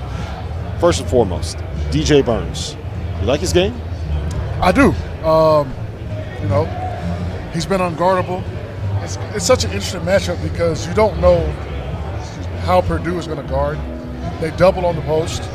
So are they going to double him off the rip, or are they going to let Edey kind of play mano-a-mano? What would you do? I wouldn't even let him get going. So I'd probably come just to get him out of his rhythm. But it's just so tough because I think it's going to be a flow of the game thing. I think they'll change coverages depending on what happens. But the way he's been playing, and also Purdue likes to guard guys like that with the 4, bring Edey over, keep Edey around the basket. So we'll see how they play that with DR and those guys. How much work would he have gave you? I'm gonna stop. Don't even answer that. Hey, look. Don't even answer that. Defense was my thing, but I would have had trouble with him. I'm not naive enough to be like I would have locked him down. I probably would have tried to, front him, push him out a little bit, and send him one way, and I would have Big Z behind me, and that's how we were playing. So. Yeah. No, Z would have guarded him actually. Yeah, I think when we talked about this, you got to mix it up because of his style, and we talked about this. Yep. He'll catch it, he'll back you down. He's going to go hard left, and when you cut him off, he's going to spin. He's a throwback. He's a throwback guy, and whereas that. Who's he like? Can you think? People go off the physical part of it and say like Zach Randolph because of the way he looks in the face and his girth and everything, but it reminds me of some NBA guys, and I said this recently with Stackhouse. It's like a lot of older guys wouldn't try to work on all these counters. They'd say, look, I got this move and I got a counter, and I'm going to be great at these two things. And that's it. And he's got so much. And that's what he is. He's like, I'm going left, and if you cut me off, I'm going to spin, and then you can't get back over there, and I'm going to shoot it. And then the other things, I think the most underrated skill set that he has is, among all the bigs, he is the best passing big of them all. And I think that's something that lifting the bigs and being able to do dribble handoffs and pass makes you have to come out and guard him. It's not just attacking Edey or clinging in the post. Did we get a comparison in there? I don't think we got a comparison. You said Zach Randolph. I said Zach Randolph. Because of the body build. I said the body build. What about the big fella from Notre Dame? Herringody. Was he kind of like that? Skilled. No. More skilled. But he used to skilled bully guys. Herringody was a little more power. He was a little more power. Hansbrough, I mean, they don't look the same, but Hansbrough used to bully. Not like that. Hansbrough used to get 40 though. Burns ain't getting 40. Not many people make a comparison like that. Yeah, I mean, I'm just thinking about guys that just were so dominant with their strength in college. He's the best offensive guy that we've seen with a body like that. Yeah. Right? Yeah. I think because you can't just compare him to a typical. The question is, the big question is going to be, can he stay in the game? Like, can he stay in the game? Because if they go at him, he's going to get but fouls. He won't. He plays 25 minutes anyway. Right. That's what he plays. Yeah. Right? Yeah. So it's not, and that's then it becomes Middlebrook, and then it becomes DR. Like, that's just what they play. They don't ask him to play. He's not a 35-minute guy. He's never going to play that. He may not make it. He may not make it 25 in this game. But the one thing I will say that will protect him is that we've seen this from Keats. Their zone has been very effective this time of year, and teams that want to play up and down, it slows the pace down, and that can bother them some. And so Purdue isn't going to run you out of the building. They're just methodical and body punch you. So you can run zone to keep you in the game. So if he picks it up a foul and you want to save him, then they can go to the zone. And this is a good shooting team. I don't think I'd say it's great. And I think it gives you a chance. It gives you a puncher's chance. You mentioned the minutes. I want to ask you guys, because you played, Jeff Goodman didn't. The fact that Zach Edey can play 39 minutes and 27 seconds of an Elite 8 game at 7'4", 300 pounds, I feel like that isn't discussed enough. That's why they're here. Anytime you can play the most dominant player in college basketball 40 minutes a game, you're not going to lose much. And as we've seen, they've actually kind of ticked up a little bit with him playing more minutes. So that's why they're in the Final Four. Could you have played 39 minutes and 27 100%. seconds? What? I could have played, yeah. You could run all day. I will say this, though. Yeah. It's incredibly hard to do that being the focal point of your team's offense. Right. Like, that's the difference. It isn't like we're giving him credit just because he's 7 feet and he's 300 pounds. It isn't just that. If he was just a defensive and rebounding guy, like this guy, the offense runs through him. Yeah. And when you got to carry your team offensively, I can't tell you how much energy you exert having to be that guy. Like I've never had to feel that way. So. I was the defensive that's hard, third right? scorer. Yeah, that's you know hard. what I mean. But so, still, when you're the guy, you have to have defense responsibility, and you have to be the focal point of your offense where they're scheming you. Yeah. It's totally different, and that's why this team is here, because his evolvement to where he is now and being able to play this way is one of the best stories in this tournament. Bacot and Dickinson said it. They were like, he scores, he makes free throws, and he doesn't foul. That's tough. That's tough. Right. It's a big guy. And that's the biggest thing that everybody does when they get tired. Yeah. Like, no matter what position, when you fatigue, you foul. And this guy just doesn't do it. He moves so well. Yes, he does. You know, that's the other thing. He does. He moves so well. Coach. There he What's is. up, guys? What's up? How y'all doing? Doing well. Good. Nice spot. Yeah, it's perfect spot. Perfect spot. How you doing down here?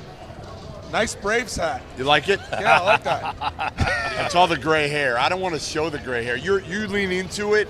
I'm trying to hide it. I'm losing it. It's gray. It just shows experience.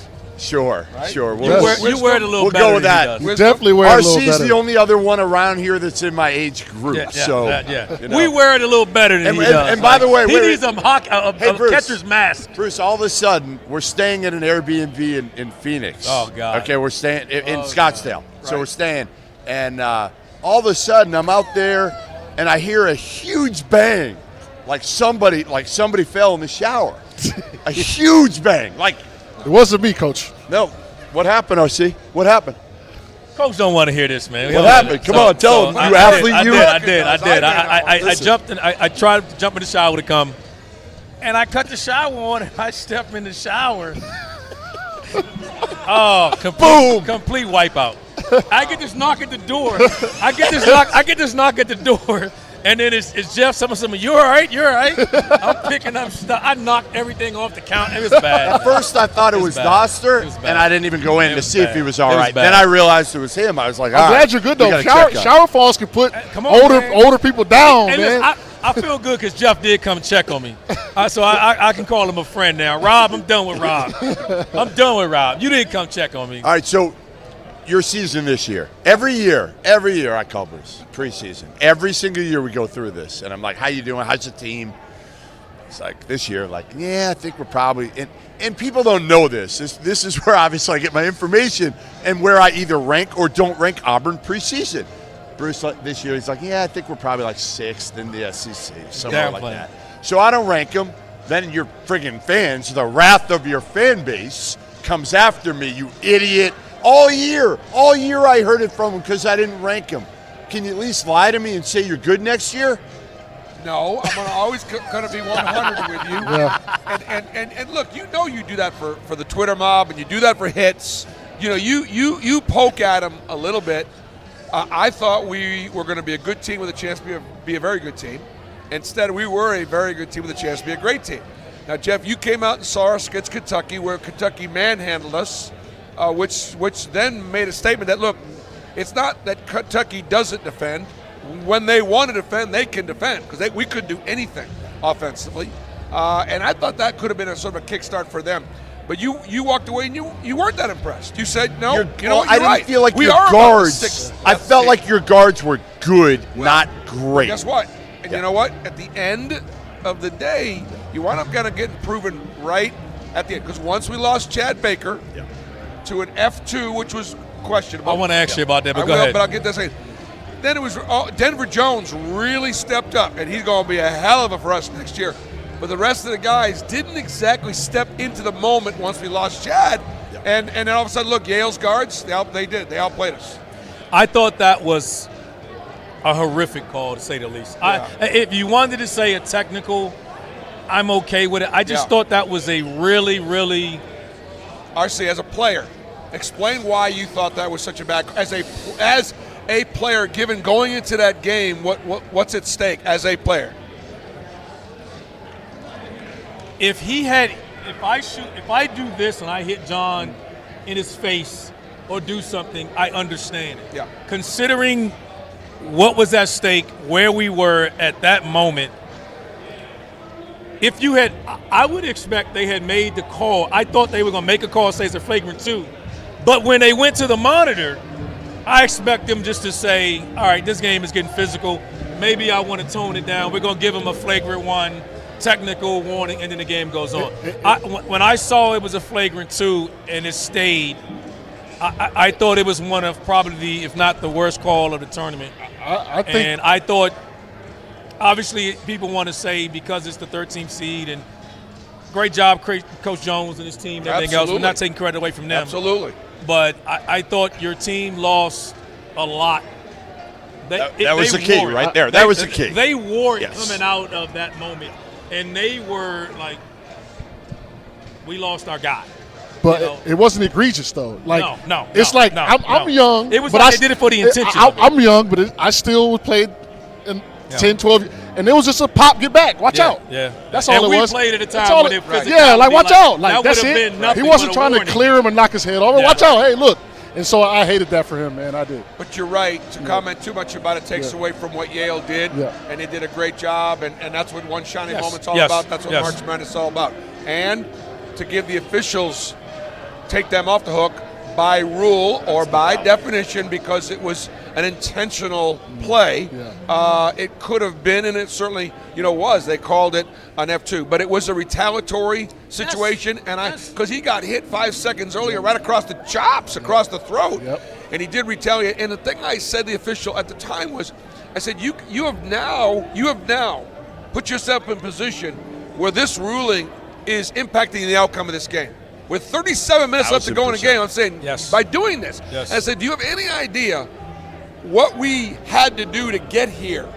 And you took a lot of it away. To be a 4 seed. Do you know what we all went through? And now, because of this ruling, this young man is now not going to be able to play. And let me tell you something. Even from a psychological standpoint, he's going to have to own this for a long time. And he's been, and all that stuff goes. Manage the game. Manage the game. With 3 minutes into the game, let's move on. Let's get the F1. And send notice. We're not going to have it. Because you talk about intention, we can also say I've seen teams get when you're pressuring in that crowd.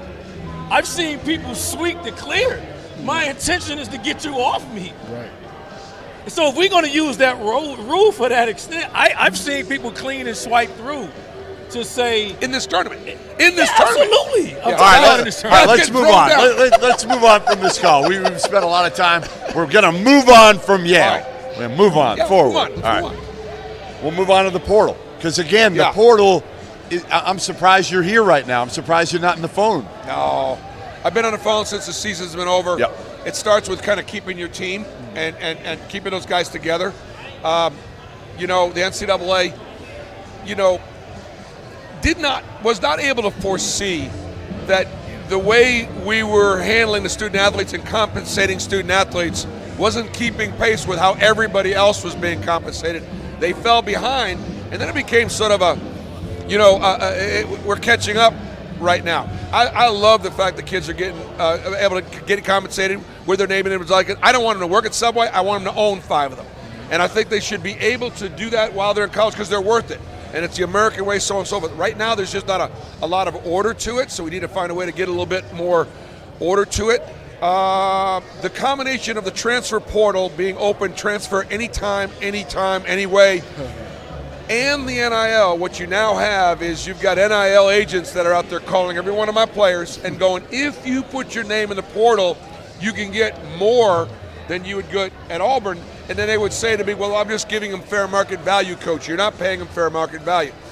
And I don't think that's the way to do it. In other words, for example, if I did not have a buyout, and if I was on the market to be able to coach anywhere in the country without a buyout right now and not under contract at Auburn, and there were 3 or 4 jobs that were open and they were all interested in me, like they're interested in a player, they're going to wind up paying me way more than market value. They're going to pay me more because we're all competing for me. Sure. So it's not about market value. It's about, okay, I'm going to get the most I can because we're going to make these schools bid for you, and I don't think that's well, you don't value. even think That's it's real. But a lot of it is, let's face it, a lot of it's these not real kids anyway.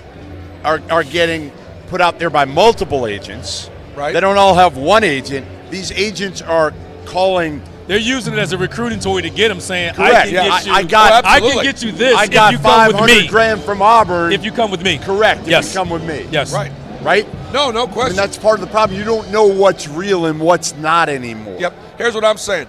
If you can get that for him, sir, then have him transfer there. Right. Like, and I don't want to take money out of his pocket. What's the for his biggest family. number you've heard so far, Bruce? What is the biggest number? Well, what do you think it was last year, Jeff? What was the highest paid guy last year? Was it $1 million? I think overall it was more than $1 million. I think Zach Edey made more than $1 million overall, but he went out and got a lot of that on his own. Sure. Now I think what the collectives and what the schools probably promise, probably like $750. Yeah. I think now I'm hearing the numbers that the kids are asking for is in excess of $1 million. Yeah. Well, what I would say is the 750 figure was the high end of what I had heard out there from the Hunter Dickinsons or things where you set the bar. The kid from Creighton or some. Okay, what I don't know, but that's what I had heard, and so therefore I would say it's that or potentially slightly north, and we're going to set the bar whatever it is, and then the bottom line is the kid's got to make the decision in the sense that there is some value in being in the right place at the right time in the right culture. Sure. And I tell all my guys, look, if you go in the portal, you probably could get a little more. Well, I think John and I got a COVID year. I think we got a COVID year. I don't know about you fell getting into the shower. I got some jumpers, man. I got some jumpers. I love the NIL, but I think Coach brought up a good point. You know, getting $700K, $800K for whatever, and maybe altering your pro prospects or your future, or even being in the right program, the right coach, building the right habits, I think that could be detrimental. Can I give you an example? I don't think most of those kids are pro prospects anyway. Right. I mean, just being honest, let's be honest. The kids that make the most money are the kids that are more valuable staying in college because they're not NBA prospects. Right. Like, name me a kid that made $750 million. That's an NBA first-round prospect. Not somebody that can stick with the right situation. Right. Like, name me that guy. There isn't one. The fifth-year, fourth-year guy. Like name him, man. And that's just the reality of what it's for. Yeah. And you know what? And good for them. Because they're worth it to their schools. Yes. And they're great college players, and they will play professionally, but they may not play in the NBA. There's a reason why they've been there 4 or 5 years, and that's okay. I mean, that's okay. Exactly. It is. And you know, right now our game is really good. I mean, to watch our game and watch the way the kids are playing and competing, the coaches, there's nothing wrong with the game. It's the stuff that's off the court that just needs to get a little bit of order to it. We're not that far away. We aren't. We were just talking to Mark Few. And I said to him flat out, I'm like, I think the problem is going to be if we don't get order to it soon, some of those coaches, your age, Mark Few, we saw it with Jay Wright already. Some of you guys, now when you look at your paycheck, you may say, hey, I'm not going out. Yep. But some of you guys might be like, I'm not sure it's worth it. I made the money. I'm okay. I can't deal with this anymore. I don't want to deal with it. Well, look. For any of us that don't think this is still a ministry, they should be getting out anyways, because that's what this is. And understand this, what we make right now, right, I didn't make anything until I was 45 years old. all my BC friends, all my friends, they were all making gazillions and bajillions. And I was an assistant coach. I was a Division II head coach. I was a mid-major coach. My last year I was 44 years old, making $135,000 in Milwaukee. Happy to live in a 1,200 square foot house that I couldn't afford in Milwaukee at 45 years old. And because this is a great country, I got the opportunity to go to Tennessee. And so it's only, coaches don't get into coaching. It's just like teachers. Teachers get into coach to teach, so on and so forth. But you're right, because what happens is there's not quite that family. I'm someone equating it this year. Like every year you celebrate your anniversary with your wife. You celebrate the anniversary. You celebrate the year of your marriage. Now she doesn't come in at the end of the year and go, I'd like to up my NIL a little bit. You know, or maybe I want to do is I want to get in the portal and I want to go transfer, go sleep with him. But do me a favor, honey, come back and get me out of the portal if you really want me. I'm gonna get. I need to see what's out there. I'm like, see ya. Hey, I'm gonna get out of this. How bad do you want me back? Yes. Right. That's the other part. No. How bad do you want me back? You don't think that that's happening? That those conversations are happening? And then part of the thing is, again, keep in mind they are kids, so don't hate on the kids. Don't hate on the kids. They're 18, 19, 20, and A lot of times it's not the kids. it's not. And the other thing too, Jeff, is this might be the most money they ever make, and so why not grab for what you think you can? Because at the end of the day, when you're hearing different stories, Coach, you know, you offered me the collective offered me, they think I'm worth $250,000. We're sitting going, that's $250,000. But somebody out there's telling them, well, if you've done this, it's $4. Now all of a sudden, I'm ripping them off, and now it breaks the trust. Yes. I'm thrilled for one of my players to be able to get $250,000 to play next year and take care of his family and get started off in life.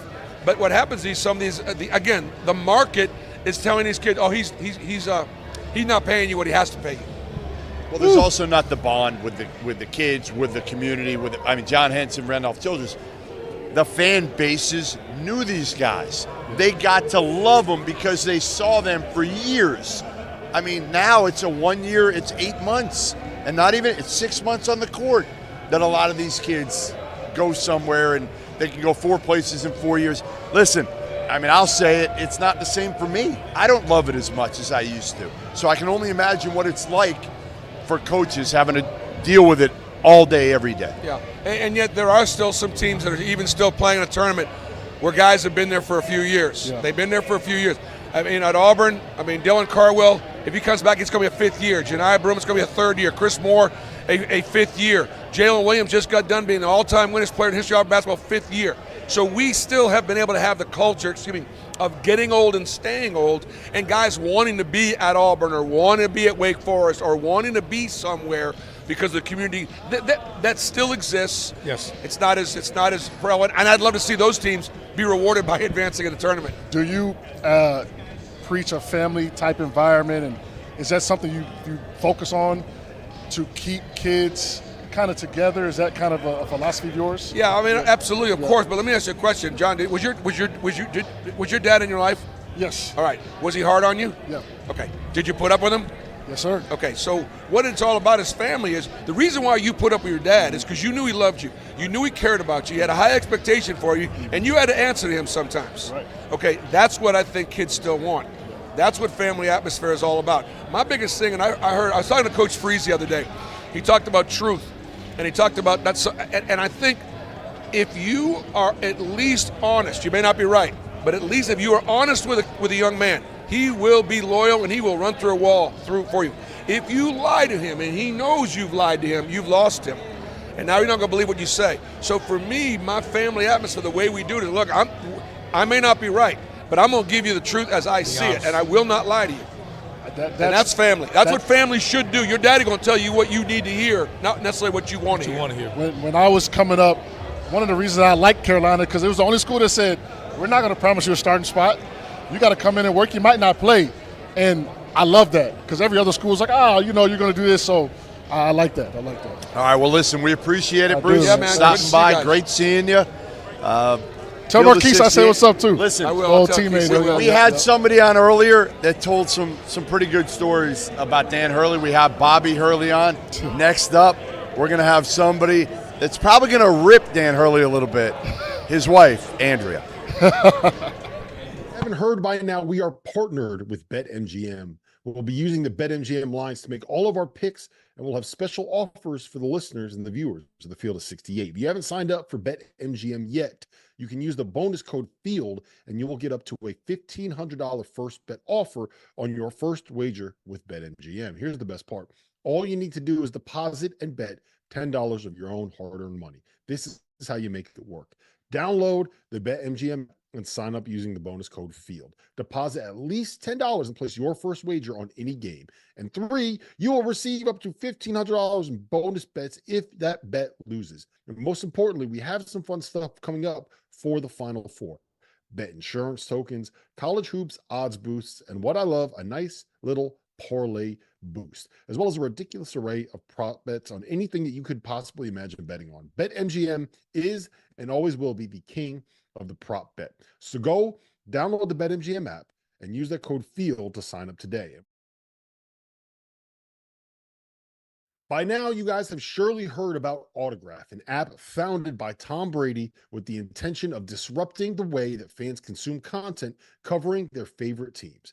Here's how the app works. All of the podcasters and bloggers and digital creators covering a team have their content sent to that team's page in Autograph. Instead of having to bounce from site to site or try to navigate the only safe for work spaces that are left on X, you just scroll through Autograph. This isn't a hard sell. This is the truth. I'm a UConn fan. I use the Autograph app to keep up with the writers I read and the pods that I listen to. The best part is that every piece of content that you consume gives you reward points. The more you get, the more chances you have at things like discounted tickets and signed memorabilia. Whether you are a world-class athlete or a podcaster like me, we all understand the importance of mental and physical well-being and proper recovery for top-notch performance. After a 6-month season loaded with cross-country travel, I can promise you that proper recovery is a priority for me these days. That's why I'm excited that Unified Healing is sponsoring this episode of the Field of 68. Unified Healing is a new and super innovative global network of wellness centers powered by Energy Enhancement System, or the EE system. If you haven't heard of the EE system yet, you'll want to listen up. This technology promotes wellness, deep relaxation, purification, and rejuvenation. Whether you're here in New Jersey or at one of the hundreds of other locations across the globe, access to a center is easy and affordable. If you're interested in experiencing the EE system technology for yourself, go to unifiedhealing.com/unified68 to learn more and find a center near you. No material or testimonials on the Unified Healing website are intended to be viewed as medical advice or as a substitute for professional medical advice, diagnosis, or treatment. Always seek the advice of your physician or other qualified healthcare provider with any questions you may have regarding a medical condition or treatment, and before undertaking a new healthcare regimen, including the EE system.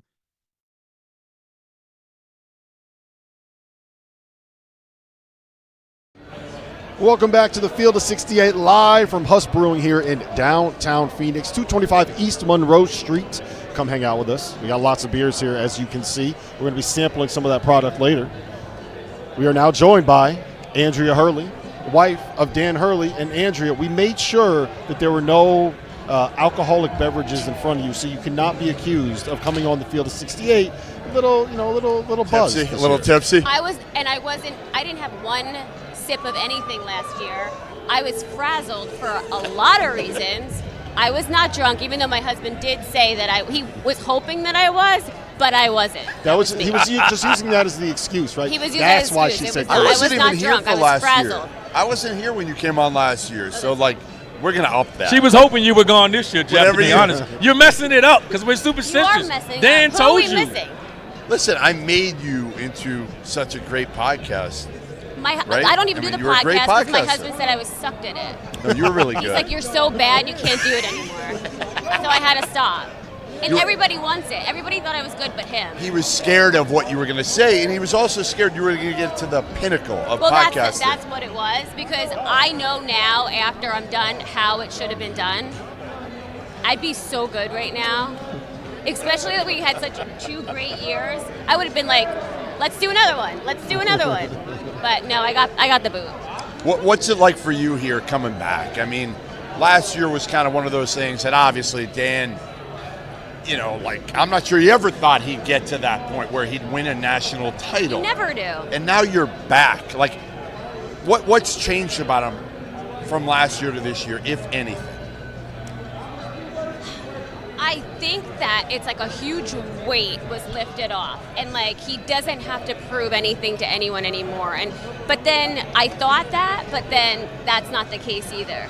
Like, and I said to him, like, it felt maybe this year he was enjoying basketball a little bit more. And I said to him, like, when are we going to truly enjoy it? Like, when is this going to be so fun that we're like, you know? And he said never. So he said it's never going to be fun. The quote of the year still. The quote you always give me was, you know, when we lose, he's miserable. When we win, he's miserable. Like, I'll never forget that quote. No, right? When we win, that high doesn't last long. When we lose, it lasts until we get the win. But like that win is it's like very short, because then he's always like thinking about the next game. Andrea, I'm not going to ask you about washing his underwear because I feel like we've kind of beaten that one to death. But the last time that you were on the field of 68 this year, we talked about Dan's weirdo room. How was he able to function without the weirdo room and that you guys have in his house? That weirdo room, and I actually put that together last year, so that has also helped us get where we are. It's a weirdo room, and I am going to, which I should have done it before here. I should film it. We need it. Yeah, we need to see it. When you walk in, you think it might be a priest's room because there's all holy stuff and like crosses and a lot of Jesus, you know. Then you go in a little bit more, and there's like tigers, and there's like a nature scene on the wall, and then there's superheroes like Marvel everywhere. Like Marvel, yeah, and like candles and like salt lamps. It's actually it's a Zen place, and he goes down there a lot. He fixes himself down there. How close were you to booking your own travel, saying I'll see you Saturday when all the mechanical stuff happened, just to get away from that? Because I know he had to be upset. Obviously, we know that, but how close were you saying, you know what? I'll see you Saturday in Phoenix. I'll just book my own travel. Do you know I didn't even think about it? Really? You're saying it, and I'm like, oh, I could have done that. you just tune him out when he gets in that space. I'm just like, yay! We're going to Phoenix. Like, I was just so excited. Considering about the weather, I could imagine. But they kept tricking us though, because like, I mean, if we would have left at 11:30, we were on the plane at 11:30. That would have been fine. But we were still on the plane at 1:30 in the morning, just sitting in those seats. And we still had 5 hours to go. Like, what are we doing? You know, that was the part that, and they were all, you know, they were getting a little annoyed. Still crazy. You guys have been married how long now? 27 years. Do you think he would know that? If I asked him that, oh yeah, he'll know he's that. Very into like it. he'll Yeah. no doubt Yes, he'll know no that. doubt, yeah. All right, give me the greatest gift, the greatest present that your husband has ever given you. Whether it could be birthday, anniversary, whatever it is, give me the greatest thing that Dan Hurley has ever given you as a gift. Sure. Disclaimer, I tell him what I want and he orders it. So he can't mess it up. And when he does, I get annoyed because it's not ever what I want. You want the worst? Go ahead. Yeah, Let's give me get the the worst. worst, Absolutely, I want the worst. The worst is I got, for Mother's Day one year, I got a $50 gift card to the Dollar Tree. Wow. And wait, but it is kind of sweet. Why? It's because I was a second grade CCD teacher, and I was always in there, like, putting together stuff for the class, and he thought, like, that would be help. so thoughtful. Right. And I was like, okay. When was that? Was that a recent Oh, one? God, that was probably last year. in second grade. So that was a long time ago. How's the journey been for the kids? My kids? I mean, yes, for during this process. I mean, it's we talk about you, we talk about Danny so much. How has this success affected the kids, good or bad?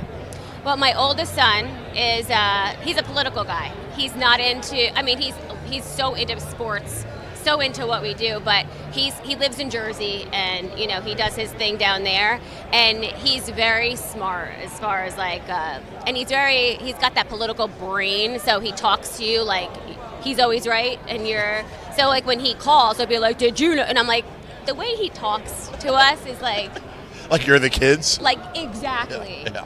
But he's just it's nice to see that you don't know how your kids, as a coach's family, you never know how your kids are going to grow up. I mean, it's a crapshoot. Your husband's never around. You're doing the best you can. You're trying to be their friend because you're trying to make up for so much. It's not a normal life, and everybody just thinks it's so amazing because they, you know, financially and, you know, this big public life. It's tough. I mean, these kids have it tough, and he went through a lot. So it's nice to see him. The end of it. Yeah. And him like he's Being enjoying happy. it now. Yeah.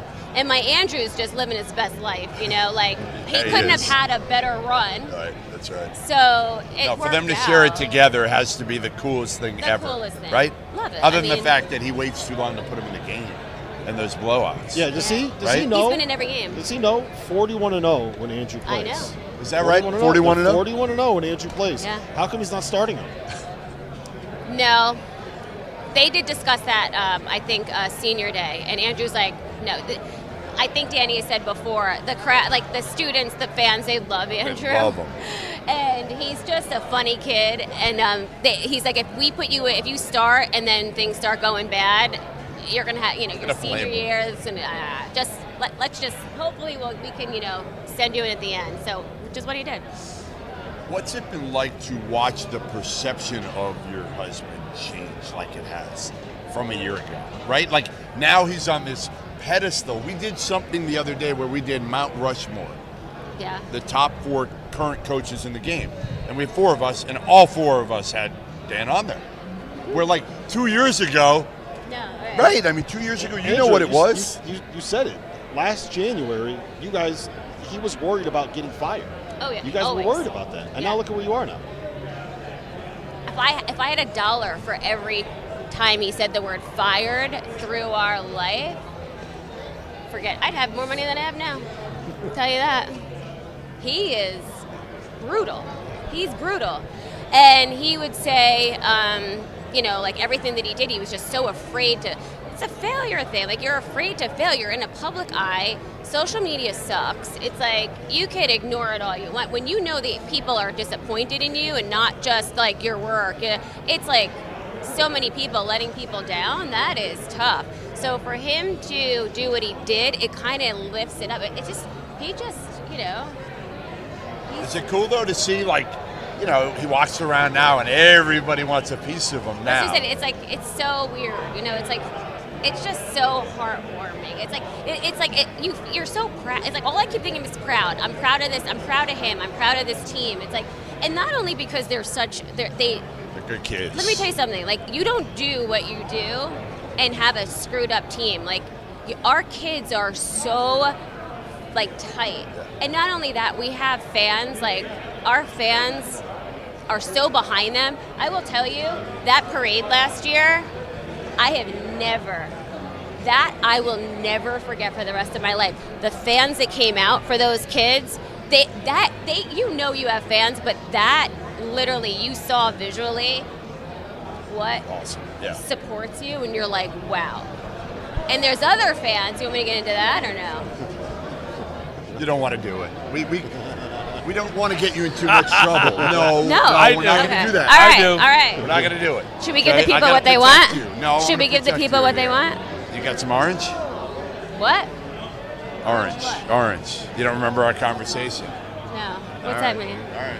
Anyway. No, but I'm just saying, when you have fans that are a distraction, and those kids know it, and they get robbed of people who really support them. So, you know, our fans, I mean, I don't know what they do outside of that, but we have such good people that really support, like genuinely support our kids. So it helps a lot, you know? What's been the most surreal thing that's happened during these last 15 months? Winning the championship, making it back to the Final Four. Has it been the shows that you guys are on? Has it been the amount of media attention coming in? Has there been anybody famous that's reached out to you? I can't go anywhere without putting makeup on. So that's annoying. Who would you want to meet? Who's the one person you would want to meet through all this? You. Meet? You. Meet. Yeah. Give me somebody. Like who? I don't know. Who's In like the basketball world? No, it can be anybody. Anybody through this. Like. Oh my God, I don't know. Nobody? I don't want to meet. Who do I want to meet? I don't know. You're not a huge basketball girl. I'm not. You know that. I'm not a huge That's the best basketball part girl. of watching you, and you lean into it. Like Yeah. the best part of you is you lean into it. You're like, I've been watching this game. How long have you been watching this game now? 27 years. And what do you know about basketball? Nothing. No, I'm getting better. What do you know? I'm getting better. Go ahead. Like I do like look at the teams we're gonna play, and I do give it a quick a little glimpse of what they did. Okay. So and I'll be like, oh, okay, they beat them, we beat them too. But you know what I mean? Like I'm more Do you into know it that anybody? way. Could you name me a player on Alabama right now? Oh God, no. No scout. You haven't looked at the scout I at know all. Nate. Scout? No, Scout. I don't know. I don't know not one You know player. Nate? I know Nate. So what do you think of what Nate has done? You've obviously known Nate a long time here. I do know. Yeah, How I do. cool is it, in a way, to see Nate here, but almost kind of tough that you got to play It is against tough. him? But I will tell you, we both did the same thing. And I spoke to Nate about this years ago. We were at St. Benedict's. I used to go to the kitchen there because the kids used to live there, and I used to make baked ziti or do spaghetti dinners inside the dorm. And it's that was the cheapest thing we did, and the kids absolutely loved it. I do brownie sundaes, and that was so special. And all our kids from Benedict's, I got a text this morning about it. So he did the same thing. He's like, wow, we just a few short years ago, here we are, making spaghetti for our kids, and look at where we are. And Right, it's surreal. It is surreal. Surreal. All right, well, Andrea, we appreciate you coming on. Can I just say something? Of course. If I said no, are you going to say it anyway? No. Go Go ahead. ahead. Do you What want me you to gotta say it? Yes. Say whatever you want. I'm going to follow up what I said last year, because my mom was mad at me for the words that I used when I was discussing Providence fans. I'm going to say I am only sorry to the fans that had no direct contact with me, but the ones that did, my adjectives stand. But the ones that that had nothing, I'm not talking about you, and I just want them to know that.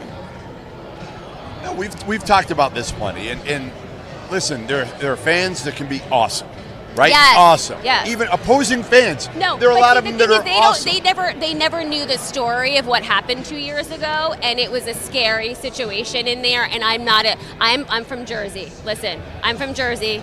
I never rattled, and that place truly rattled me. And I was the first time in my life I was ever afraid inside at a game, arena. in an arena. And nobody was, That and sucks. the security there was not helping and saw what was going on. So it was there's a reason why, but this year it was a lot better. But but then again, my mom was really mad that I said what I said. So sorry, Mom.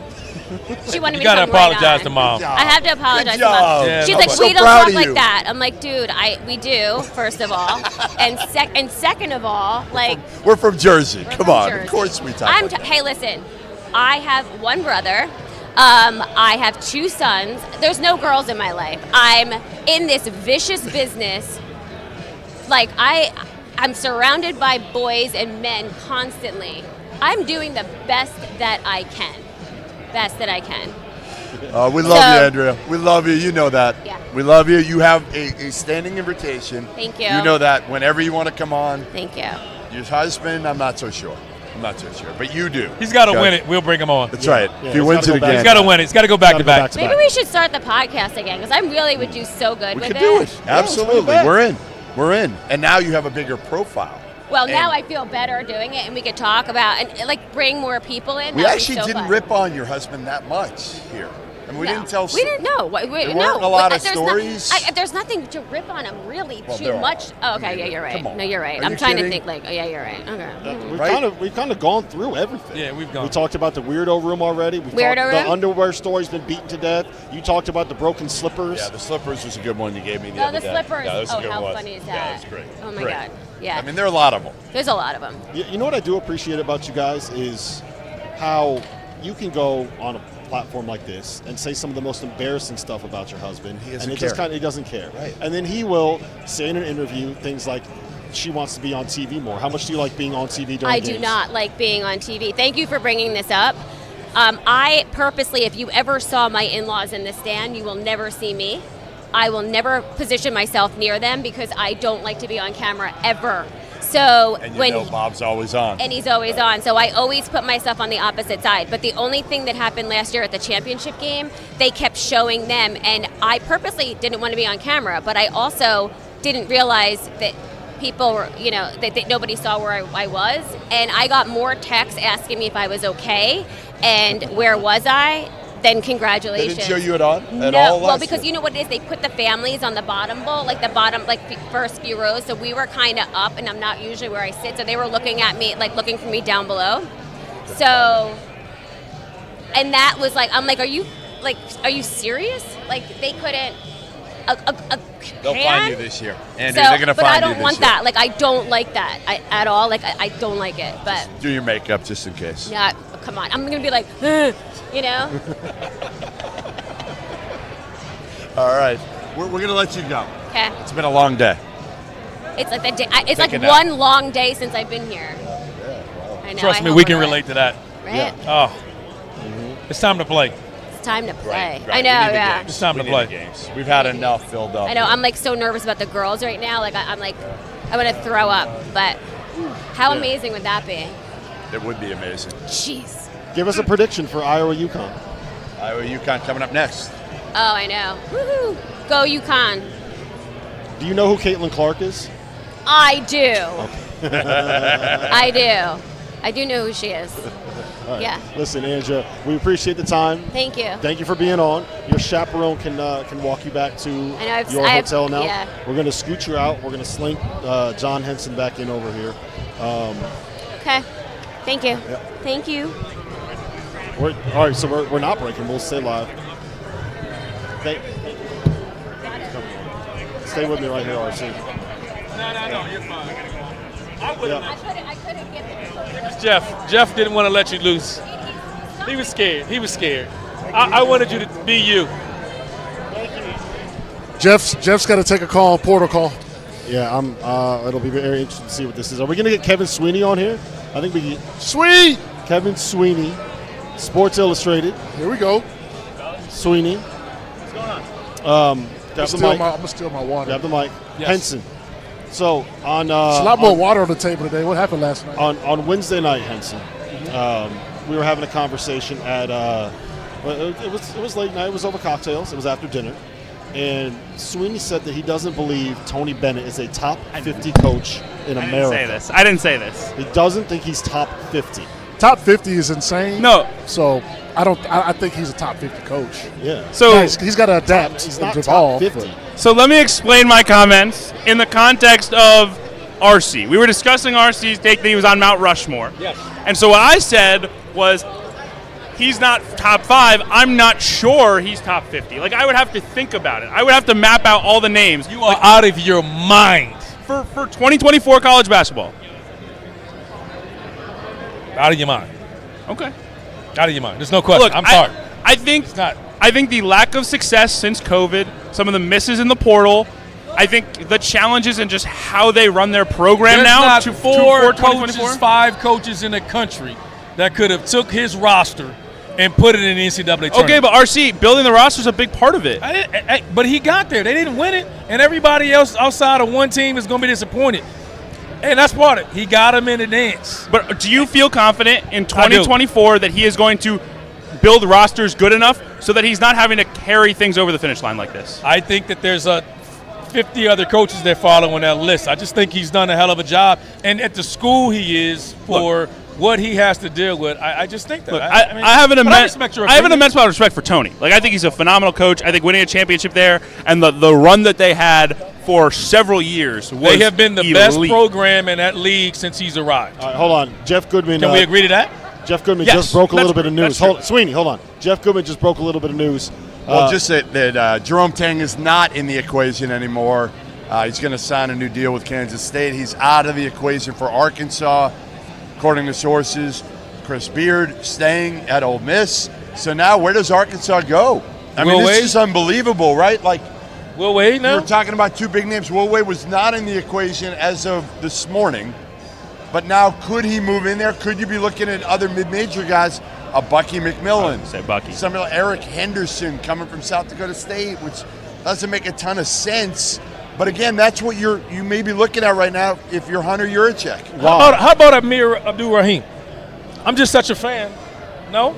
No, we can't do that. Who? Henson finally has Who'd you USF say? Amir. Yeah, I mean, listen. Again, I think you're probably at that point where you're looking Sorry, at South Amir. Florida, but I think he's that good. I'm not on. Yeah, get in. Yeah, you're not in camera. Get in here, Jeff. No, so why? Phil 68 Insider. Why? Why is everybody saying no to Arkansas? Why must leave? Because Beard guys says no. Tank says no. With Beard, Because it was it's not the obviously second best job, like Jeff said it was. That's one. and they got money. No, I'm joking. The Go ahead, problem, Jeff. here's the problem. Guys aren't leaving good situations Yes. when Yes. those situations pay out. Yes. And that's what's happening here. Ole Miss paid up. They're going to pay. The W you know is better than the W you don't know. Yeah, Kansas I know State what I paid got up. at K-State. I know what I got at Ole Miss. You know, Arkansas is a good job, but do you want to change everything? Is it that much better of a job than what they have? Again, with Beard, it's a little bit different too. He's been there 1 year. Ultimately, Keith Carter gave him an opportunity that nobody else was going to give him, right, in the SEC. Tang's a little bit different. Listen, I thought he'd take it. I really did. I thought he'd take it. I think he should take it, but he's not taking it. Kansas State fits him in a lot of ways, but I think Arkansas would have fit him too. You know, both programs have rabid fan bases. I just felt like at Arkansas, you can win a national title. I don't think you can win a national title at Kansas State. Yeah, I think it's hard. Really hard. That's the surprising part about it for me. You know, I'll let you guys. Kansas State is not a bad job, right? It's not a bad job, but it feels like Arkansas is that step up, and it's in a league where I think it's a little bit more winnable, right? You don't have to go up against Bill Self in Kansas and Kelvin Sampson in Houston and Scott Drew in Baylor. Like, it kind of feels a little bit like you're fighting for third or fourth place in the Big 12 if you're not one of those three, right? Yeah, but you got to go against Bruce Pearl, Cal. I mean, Tennessee, Texas. Yeah. I mean, that's still now with the SEC now with the conference alignment. That's going to be a gauntlet now. I think one thing I would say too, right? Like, obviously this was not a great year from us, but the fact that he went to 2 Elite Eights and a Sweet 16 has one bad year, and there's like 30% of the Arkansas fan base that wants him killed. That'd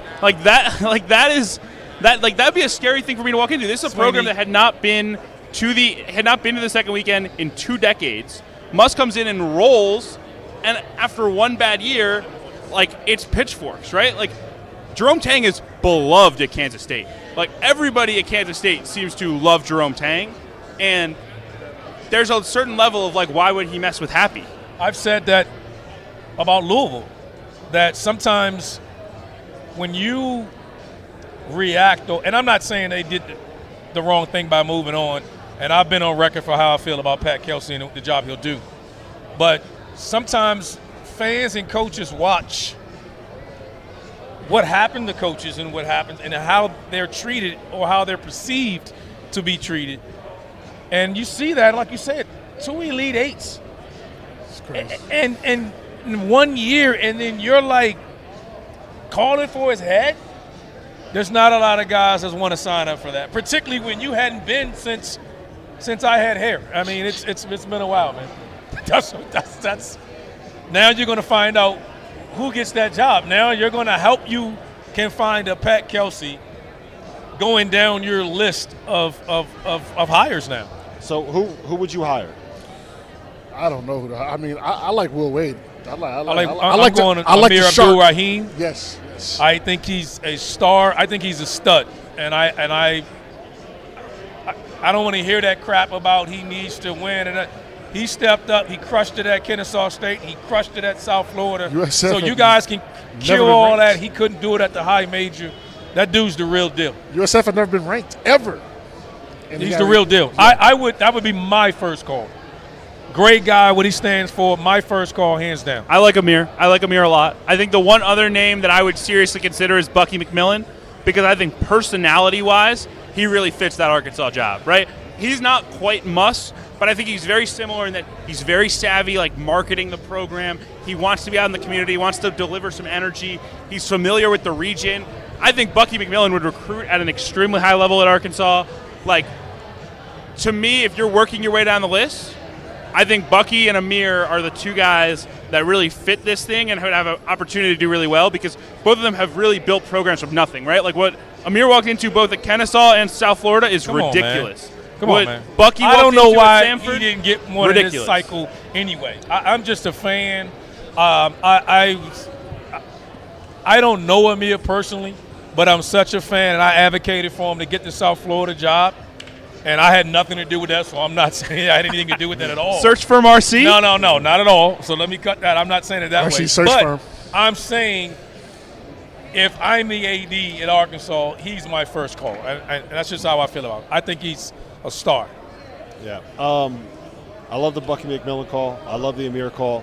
I'm still in shock that Tang would say no. Like, I thought he was going to take it.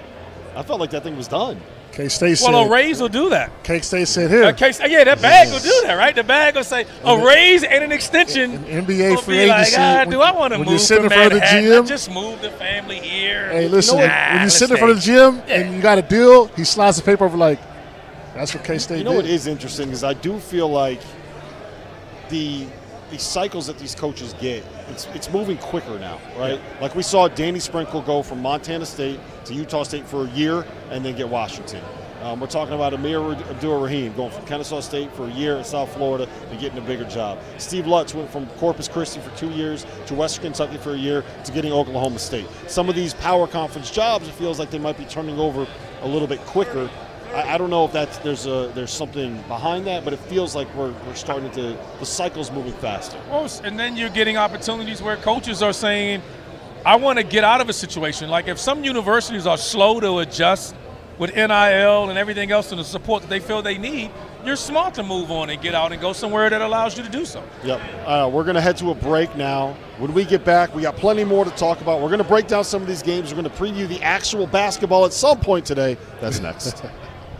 Haven't heard by now, we are partnered with BetMGM. We'll be using the BetMGM lines to make all of our picks, and we'll have special offers for the listeners and the viewers of the Field of 68. If you haven't signed up for BetMGM yet, you can use the bonus code FIELD, and you will get up to a $1,500 first bet offer on your first wager with BetMGM. Here's the best part. All you need to do is deposit and bet $10 of your own hard-earned money. This is how you make it work. Download the BetMGM and sign up using the bonus code FIELD. Deposit at least $10 and place your first wager on any game. And 3, you will receive up to $1,500 in bonus bets if that bet loses. And most importantly, we have some fun stuff coming up for the Final Four. Bet insurance tokens, college hoops, odds boosts, and what I love, a nice little parlay boost, as well as a ridiculous array of prop bets on anything that you could possibly imagine betting on. BetMGM is and always will be the king of the prop bet. So go download the BetMGM app and use that code FIELD to sign up today. It's time to talk about Vaulted. Vaulted is an app that allows you to store your predictions now and forever. It also allows you to challenge your friends to prove that your takes are, in fact, smarter than theirs. But what makes Vaulted great is that it allows you to keep all the receipts that you need to prove that your friends are not as smart as they think they are. With that in mind, let's roll through the 5 worst Vaulted predictions that were made on the Field of 68 After Dark this season. On November 6th, Jeff Goodman predicted that St. Mary's would make it back to the Final Four. they lost in the first round of the NCAA tournament. On November 29th, it was predicted that Arkansas would win the SEC. They finished 12th out of 14 teams. That prediction was made by Jeff Goodman. On December 13th, it was predicted that Michigan State would win the Big Ten. They finished in 6th place. That prediction was made by Jeff Goodman. On December 29th, it was predicted that Miami would return to the Final Four this season. They finished 14th out of 15 teams in the ACC. That prediction was made by Jeff Goodman. So download the Vaulted app that's spelled VLTED from the App Store now and start keeping all of those receipts. Nothing better in sports than tournament time, which is why I need to tell you guys about our partners over at Rhythm. If you're into sports betting, you need Rhythm, the place for data-backed props and picks. For those that are unfamiliar, Rhythm, spelled RITHMM, is the go-to mobile app for player props and game picks. Backed by AI predictive models, Rhythm helps you make smarter and faster betting decisions across all sports, but particularly college basketball. With Rhythm, you get data-backed picks for every single Division I game, every single day. Users get free picks daily with the ability to upgrade to unlimited access. If you want to increase your edge and win more bets, go to the link in the description and download Rhythm today. That's RITHMM, the place for data-backed props and picks.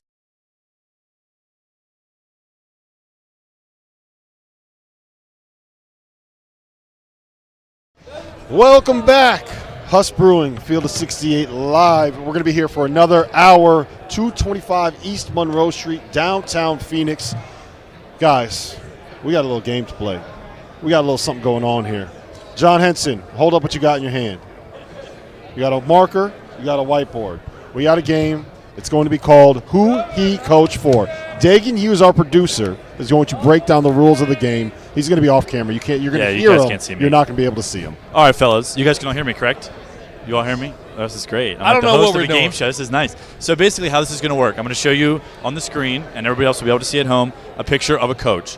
All right? There's going to be no logos, no nothing you're not going to give anything away.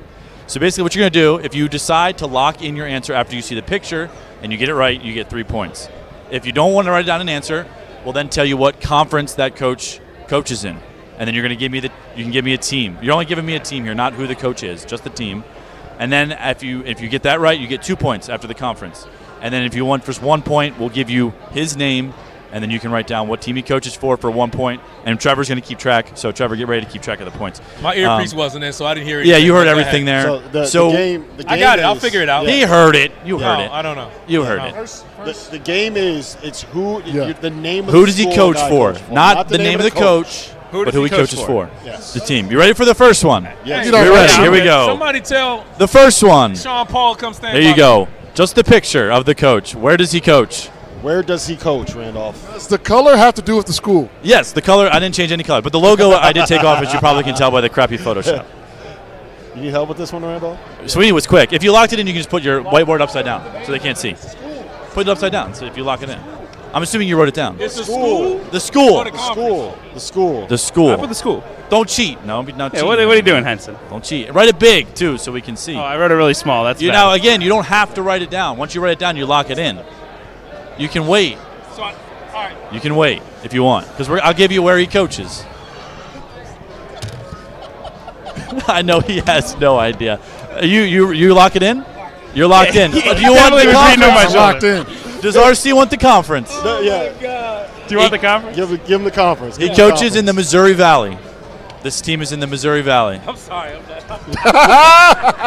He wrote down Rhode Island. He thought that was Archie Miller. Yeah, it's got to be purple, dog. Rhode Island. He thought that was Archie Miller. All right, he's giving up. So you guys both locked in. I'm locked in. Oh, hold on, Rob. Do you know who it is? Yeah, I know where he coaches. Man, I fell in the shower. So I'll let you take it from here. Me and Randolph. You guys can be a team. You guys can be a team. You guys can be a team. So we'll go back. All right, so I'll let him finish. I see what he's writing down. I think he's going to get it right. So, all right, Henson, let's start with you. Oh, upside down. But yes, correct. Northern Iowa. So 3 points for Henson. Northern Iowa for Sweeney, and I'll give you guys the 3 points on there. Northern Iowa. You got to Iowa. show us on the screen when we're holding it up. What do you mean? Oh, yeah. I'm sorry. I'm trying to host and do the button. Yeah, I'm well, sorry. let me do the hosting. I'm over here. All right. Well, I'm trying to You need a phone a friend option, like one phone a friend option. If Dagan's going to be the host, me and Randolph are on. Yeah, the same you guys team can be over on a team. I'll host. That's fine. We can do that. All right. Let me load up the next I'm one gonna here. block this because I don't want them copying off my papers. You thought that was Archie. That's awesome, by the way. That's phenomenal. Okay, next coach. Let me load it up here. That's what he told me to. All right, here's our next coach. Our next coach coming in. Who he coached for? I had too many beers. For 3 points, if you decide to lock it in. Where does he coach? You have any idea? No. I have no idea what that is. What conference is this? So we got Sweeney locking it in for a 3. Can I ask for a verb? Like, what conference is this? That's the next question. So now you guys are both locked in. Let me know when you want to move on to the hint. We're locking it in. Honestly, the color kind of can. You locked in? I'm locked in. All right, here we go. Hold on. Let me get this off the screen and be a real television guy here. We're going to go to you two over there first. Us first? Yes, you first. What team do you got? Idaho. It is not Idaho. Not correct. Not correct. All right, we're going to go to you. Sweeney, go ahead. Got Lehigh. That is correct. Lehigh. And Lehigh for Henson. So you guys just copied both off on each other's 6. papers. over here. Ain't no way in hell. I'm very skeptical of Henson There's right no now. way you got I that, just Henson. can't. I love my haters. No way. I love my haters too. It's all good. All right, let's what do we get the got next now? one. My here. colors. Hold on. I'm a little behind. What's the I didn't score, load those Trev? What's on. the score? It's 6. They both have 6. You guys have 3. Henson's definitely cheating over there. All right, next coach. Rob, I expect you to get this one very easily for a lot of reasons. Here we go. Next coach. Where does he coach? Who he coached for? He was here yesterday or earlier today or one of these days. Do you know? Who he coached for? All I know is Sean Paul didn't get this one, so good luck, everybody. Sean Paul didn't get this? Sean Paul did not get this. Oh man, you got to Sean rebrand. Paul, you fired, man. You don't know. No, you should know this one, Jeff, too. Yes. Were you cheating? Henson, you got it? You need the conference? You got it? lock I need in? a conference. You need the conference. The Summit League. It is. It is. The Summit League. -1. Oh, here we go. Okay.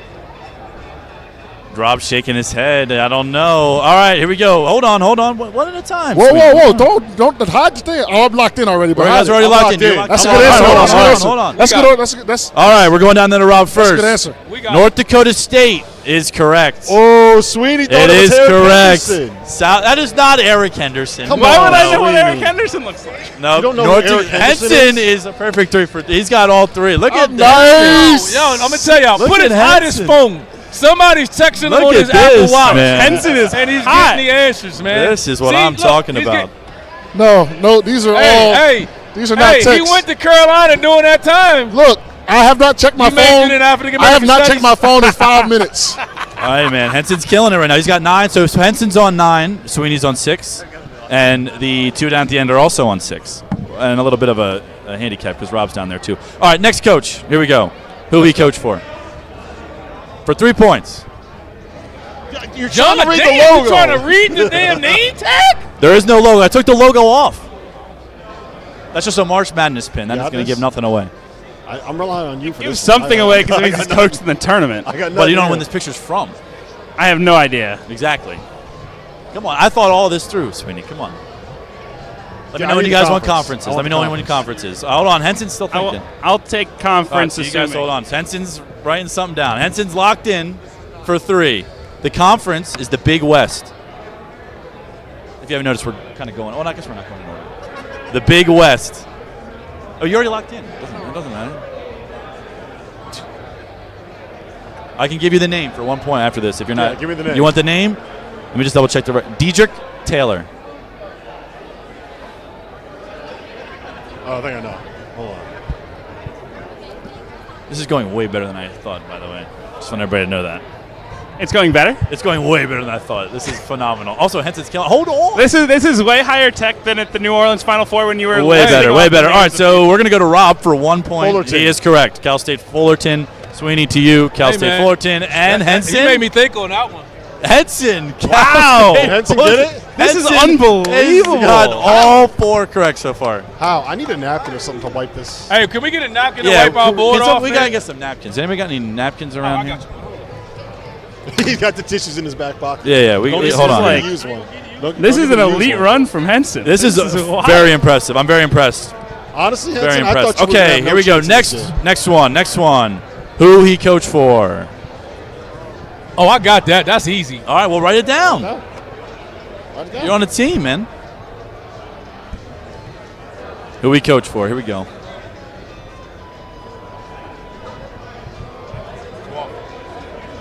You said it into the microphone. No, don't say it in the microphone because You didn't hear him? they can hear him. You guys can hear each other. Why are you crossing it out? All right, so Henson's locked in. I'm assuming I'm going to take a conference. You're on going to this take one. a conference, and I'm assuming you guys are going to lock in. So I'm going to We're let you do locked that in. first. We're All right, you're locked locked in. The conference is. Let me just get the SoCon. Yeah, the SoCon. I just want to make sure. The SoCon. Just want to make sure I was correct there. Wrong. No, this is not Bucky McMillan. Okay. We're going to Rob Wofford, 3 first. Wofford. That 3 is correct for points. 3 points. Are you keeping track of who's got the points? Henson Okay. getting up. Correct from Sweeney. The worst and part is I've had dinner with this Henson person. again with Wofford. Henson on 15. Sweeney on 10. RC. This is an you guys are also unbelievable on run. 10. We what? You're on 10. Do you not have How your we on earpiece 10? in? 10. Hey. We cheating. didn't ask for but one. They're cheating. How many more we got left? They Keep cheated. going. We'll keep going until going. we You get. should be in second place. I'm retired undefeated. We should No. be second You place. I don't got wanna to do this keep anymore. going. You got I to don't keep wanna do this going. You're anymore. good at this. This is All right, impressive. let's do go. this Let's go. All right, next. Here we go. Who he coached for?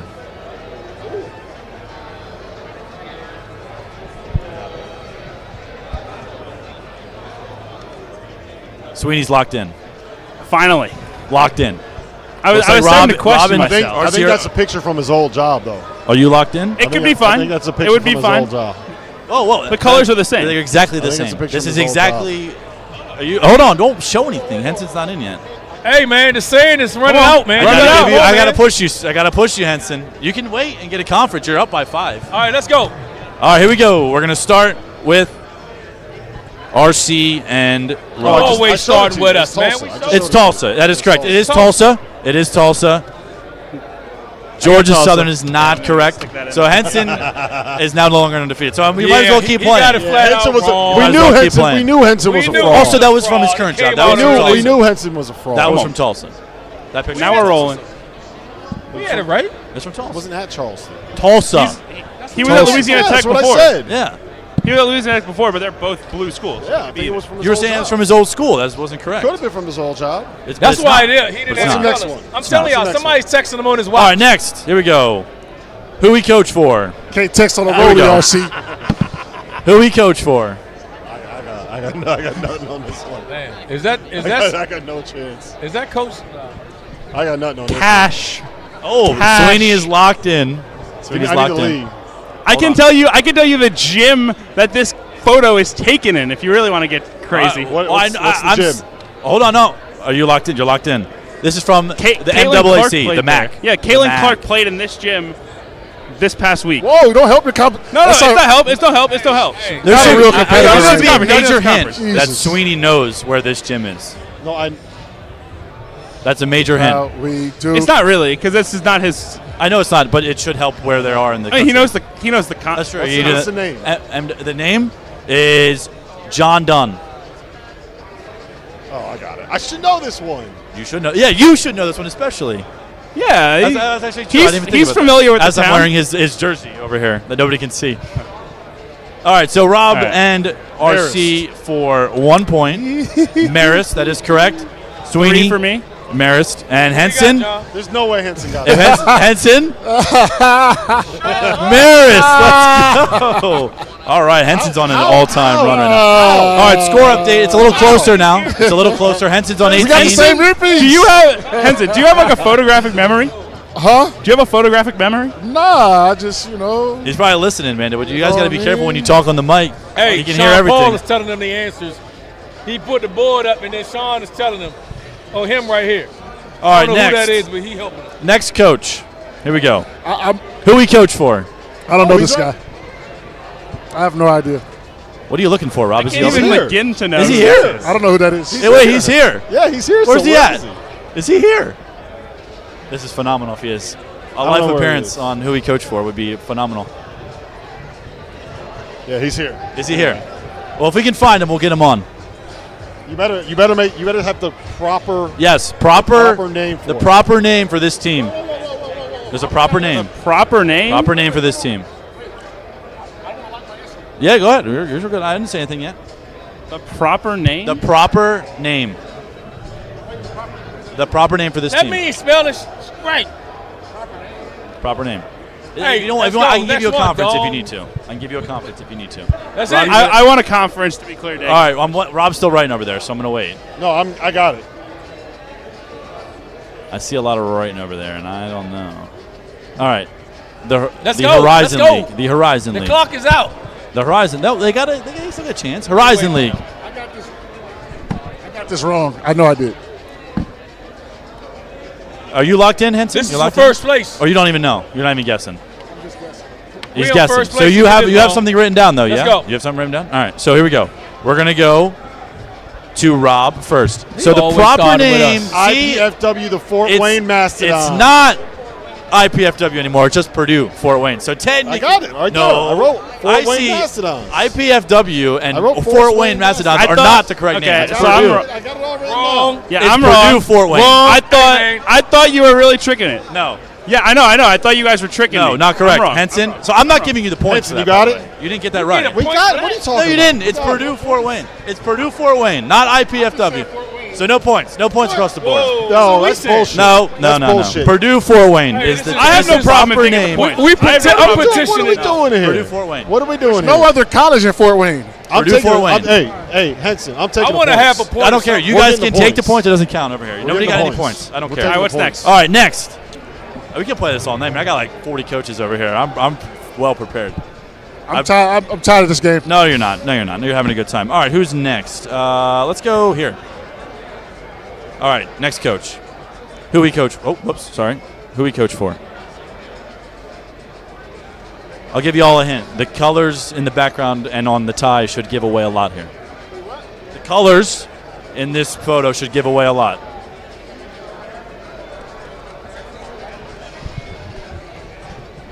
All right, so Sweeney's locked in.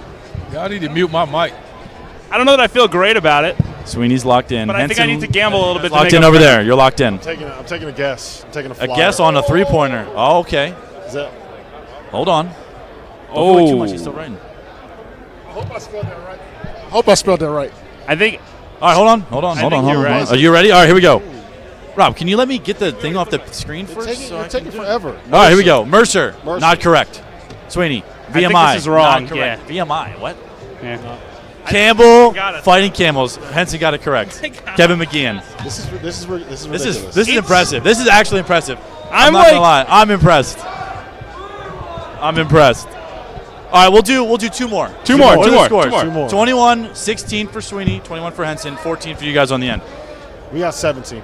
No, you got Hey, 14. hey, I'm telling you, 17. You got 14. this crew right here giving them the answers. I'm gonna kick y'all ass. No, you're not. No, you're not. All right, here we go. Next. Actually, I'm gonna go this one right here. This one's gonna be funny. Here we go. All right, what we got? Who he coached for? Y'all couldn't get a better picture of him than that. That's crazy. That's Listen, disrespectful. I just found a picture, and I was searching on the internet, and these are the pictures that I found. Do you know? These are the pictures I found. I have not. You guys got no idea. I got nothing. Everybody's stumped here. What's This the is league? good. Hold on. I'm going to make sure nobody's locking it in. Everybody want the league? Everybody want the league. The take a MEAC. conference. The MEAC. Oh, I know this. I got nothing right now. What's his name? Hold on. All right. Yeah. Lock that. Be careful. They're going to cheat too. Henson's scheme is. So you're locked in. off Oh, see, Sweeney. The MEAC. All right, so you guys are locked in. I saw what happened there, but they're locked in. Okay. All right, so we're all Well, good. you Here can we get go. the name if you want, right? Well, no. You want the name? You're good? You're good. All right, here we go. All right, go ahead. No, we're going to start with Dauster. Start with Dauster. He definitely may or may not have seen Sweeney's board, so you got to correct Delaware State. Sweeney, you are correct. Delaware State. Henson, what'd you get? What'd you write? No answer. You didn't write an answer? He doesn't need. He's not. I'm at a loss. That might have cost him right there. I didn't need it. Well, we got one more. That's the We're doing last one one. more. That's the last one. Okay, Okay, so so the it's last 21 one. right So there. it's hold on. 19. We'll go. We're gonna make it fun. Double points. Double points. So 21. What am I doing here? 21 points. 18. 19. Wasn't it 16? No. You got and I got 2. Oh, you got 2. You got 2. You got This 2. is We at least in between them 20. two. Oh. We didn't get 20. anyone wrong. We got 20. The only one You we got got wrong Archie was Stop Miller. it. You do not have 20. You got got it 20. wrong. You got it wrong. We got 20. You got it wrong. We got it right. You This got is it bullshit. wrong.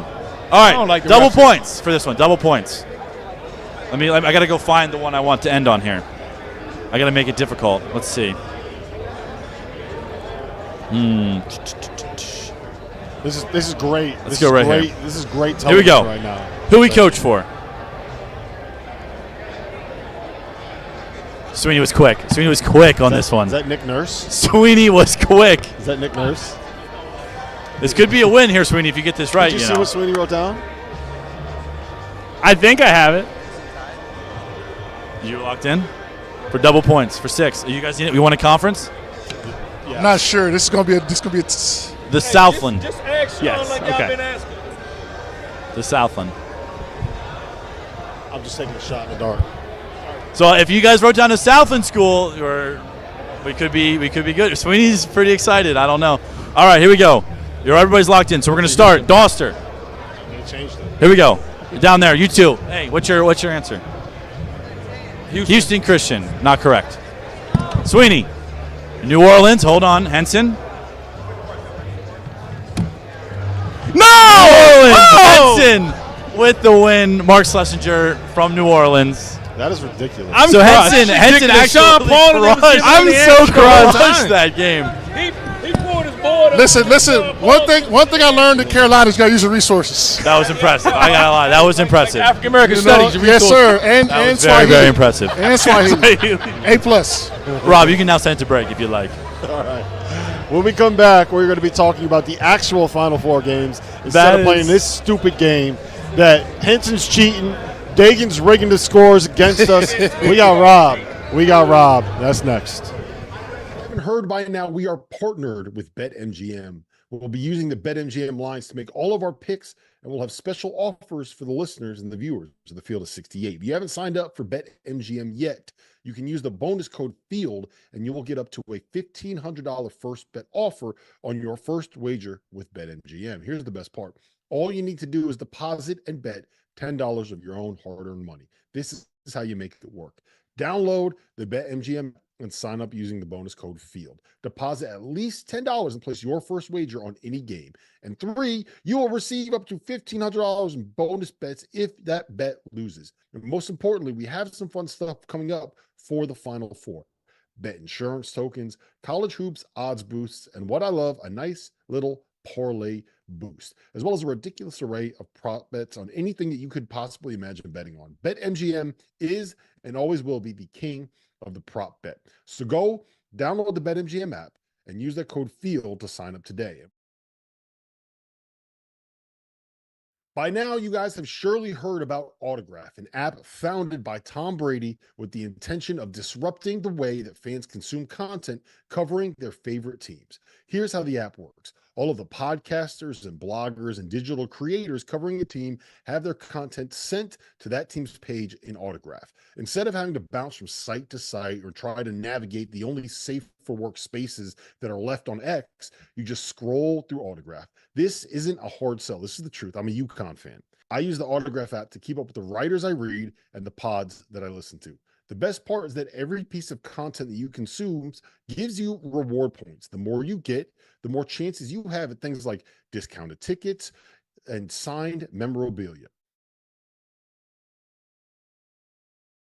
Whether you are a world-class athlete or a podcaster like me, we all understand the importance of mental and physical well-being and proper recovery for top-notch performance. After a 6-month season loaded with cross-country travel, I can promise you that proper recovery is a priority for me these days. That's why I'm excited that Unified Healing is sponsoring this episode of the Field of 68.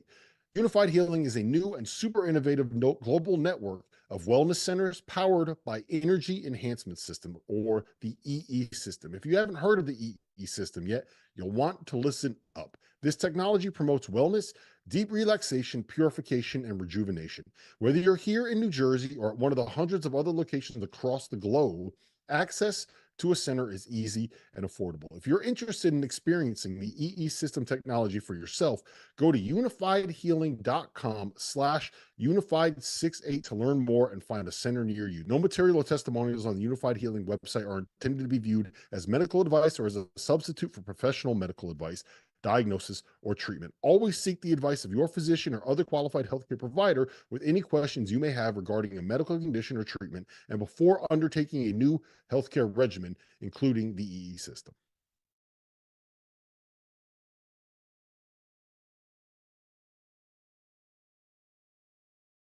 We're back. We're live here on the Field of 68. Come on, man. We are jumping on. We got another guest. How you guys doing? How you doing? Oh, man, how we doing? Doing good. My name's Ben Ulrich. I am a diehard Marquette fan. Unfortunately, I was in Dallas for the 3-4-31 shooting percentage game against NC State. But yeah, I love college basketball. I love you guys. Thanks for having me on. Why did you come to the Final Four after Marquette? I just love college hoops. Me and my buddy are just we just love the college game. We love what you guys do. Appreciate it. No, you guys really just bring like an awesome just like media presence that's never been there before. Rob, I heard your story on the Mark Titus show. I don't know if I can't shout out competitors, but I really connected with that, and yeah, I'm excited to be here. I think we got I don't know, man, with these games, I think UConn's a wagon. I experienced just that evisceration three times this year. As a Big East guy, are you rooting for UConn? Yeah, you got it, right? But you guys are getting too big. Like, you guys are getting, like, too big for your britches. The you guys are rising above the Big East Conference. I don't appreciate the Big 12 move stuff. I know that's driven by football, but I don't appreciate that in the offseason. I don't know if it's going to happen. I hope it doesn't happen. Yeah. We got to find David Benedict and tell him. No. Let him know. Yeah. Let him know. Keep that in line. So. Are we live? Yes, oh, yeah. We're live. We're live. Hey, I watch you guys all the time. Where's Fanta at? I don't know. Where is he? Who knows? Fanta's still in line at the W. So he's out of bumps. Yeah. All right. Well, listen, man. Appreciate you coming out. Appreciate you hanging out. And listen, I was talking to Goodman earlier. I got a small little podcast with my buddy. It's called The Need for Seeds. Go follow at The Need for Seeds on Twitter. Yes, there you go. And if you guys want to pick us up, I'll send you some samples. We would love to be a part of the Field of 68.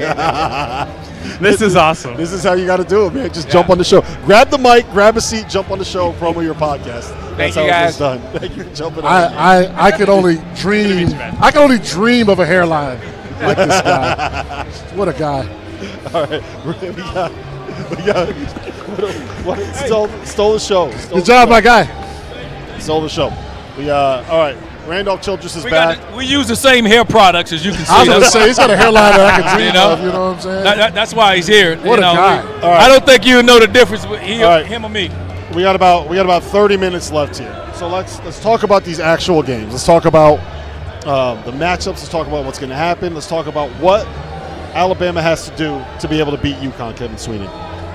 Henson already guaranteed the upset. I didn't guarantee the upset. I went to the practice today, and Armando said the same thing I said. He said up close and in person, Alabama was a little different than they expected. And that was the same thing that I saw. I'm not saying they're going to beat UConn, but I saw the athleticism, just the movement. I mean, I don't think it's going to be a rollover. Now, when I say rollover, I think UConn covers, but they're not going to go to 30-0 run, though. So it's 11.5. That's a lot of points. It's a lot of points. BetMGM, by the way, go place your wagers with BetMGM. Use the code FIELD, $1,500 first bet offer. Boom. Look, I think it's a unique style of play to prepare for. Like, it's not like other teams. I think Marquette is a very different team, but I think if you played Marquette for the first time, you'd probably be a little thrown off by like everything they do, what they can do, use Oso in. Like, I think Alabama is a very challenging team to get in a one-off situation because they're going to fly up and down the floor. They're going to do what they do. Nate Oates is – look, I respect Nate Oates because they are not going to shy away from taking a million threes if that's what it takes to win, right? Like, he is not going to coach this game to lose by 10. Like, Nate would be okay losing this game by 35 if it gave him a 10% chance to win. I think they're going to be drastic. They're going to take a ton of threes because as they have been very open this week. Wow. Like Did you hear that? That is a bold prediction right there. He just said Alabama's going to shoot a lot of threes. Wow, you are going out on a limb right there. Sweeney, we try to have a little bit of credibility on the show, so tone the takes down just a bit. Okay, all right? I'll cool them out. Like I think they're going to take. I think they took 40 against Purdue.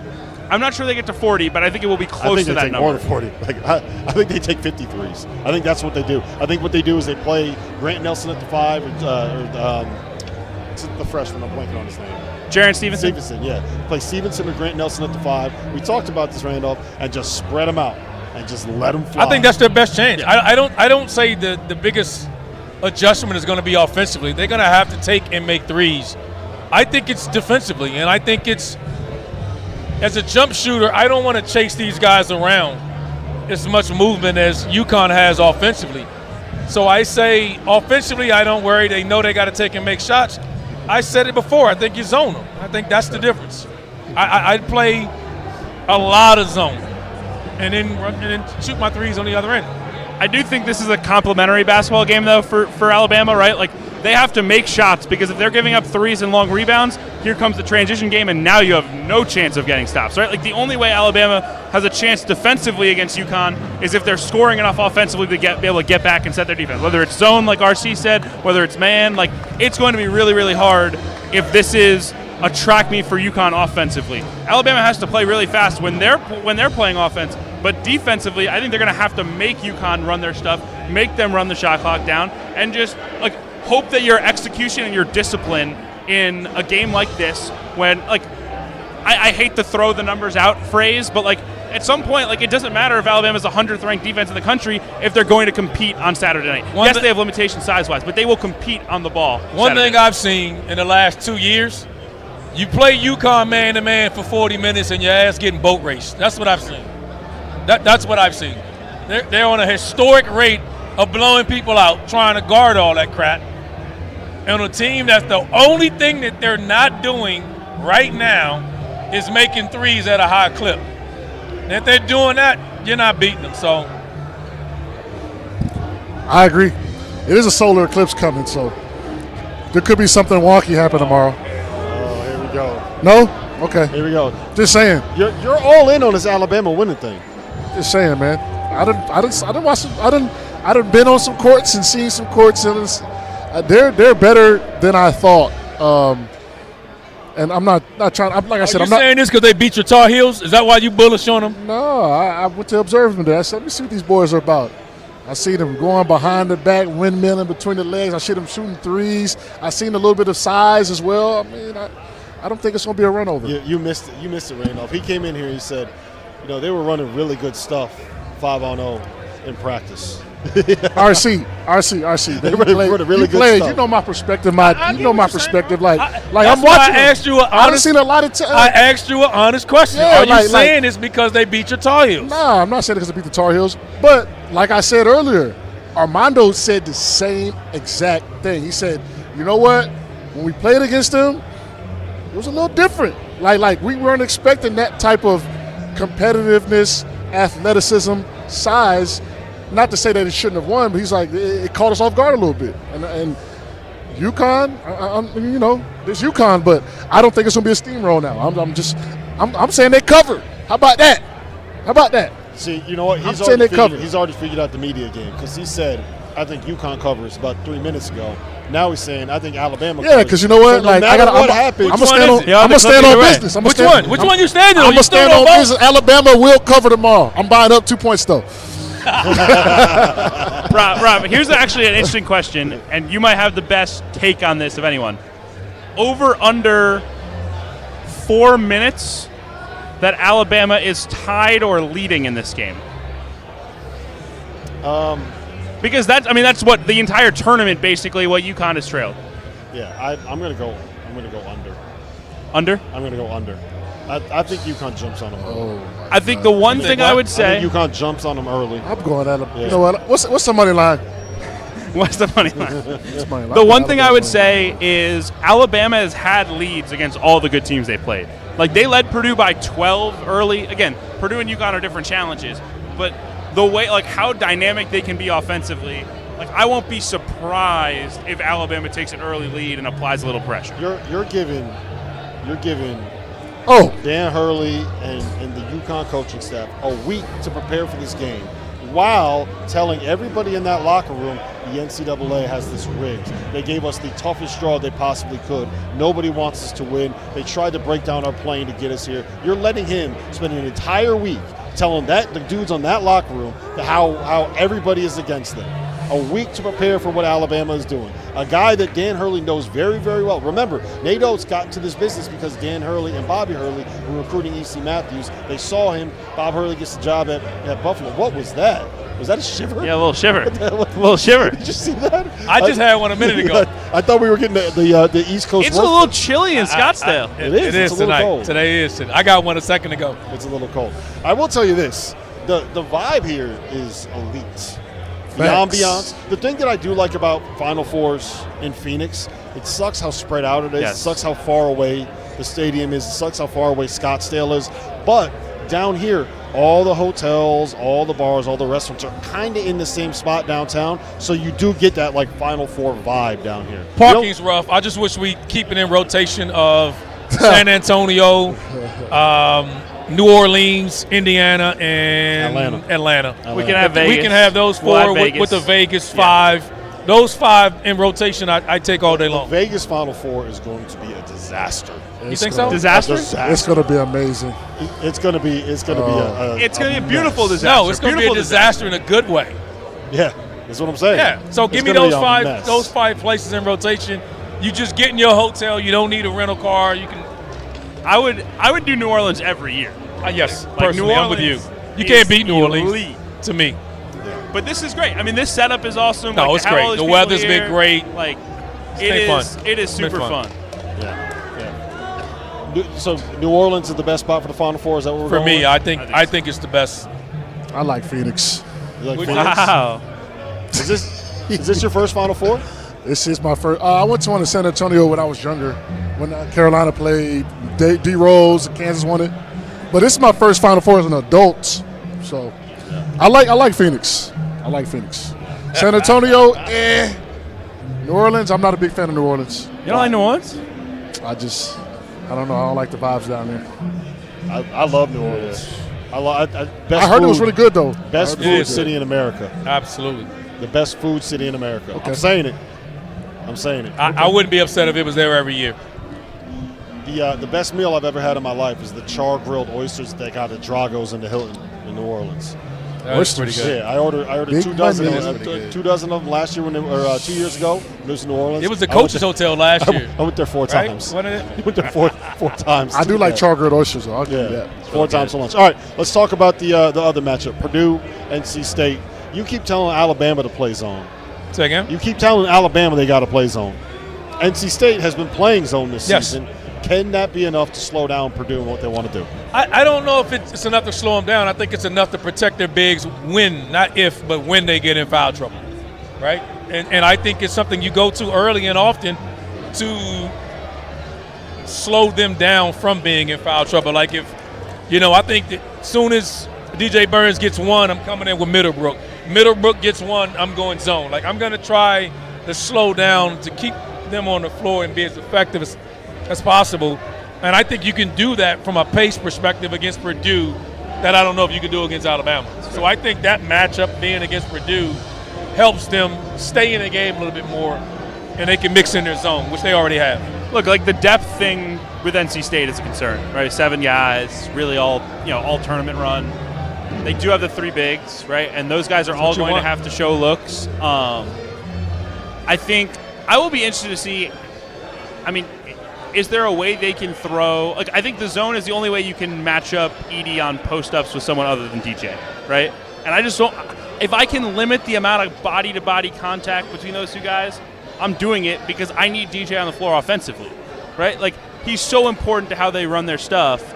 Like, if I can match up, I don't know how you play him and Middlebrooks together, but, like, I got to try some different They have, things. though. I thought that's been part of their run is that they've had Diarra and Burns or Middlebrook and Diarra. I think Diarra is a huge piece of this game. Oh, my God. He's been amazing in their run. He's been their best rebounder.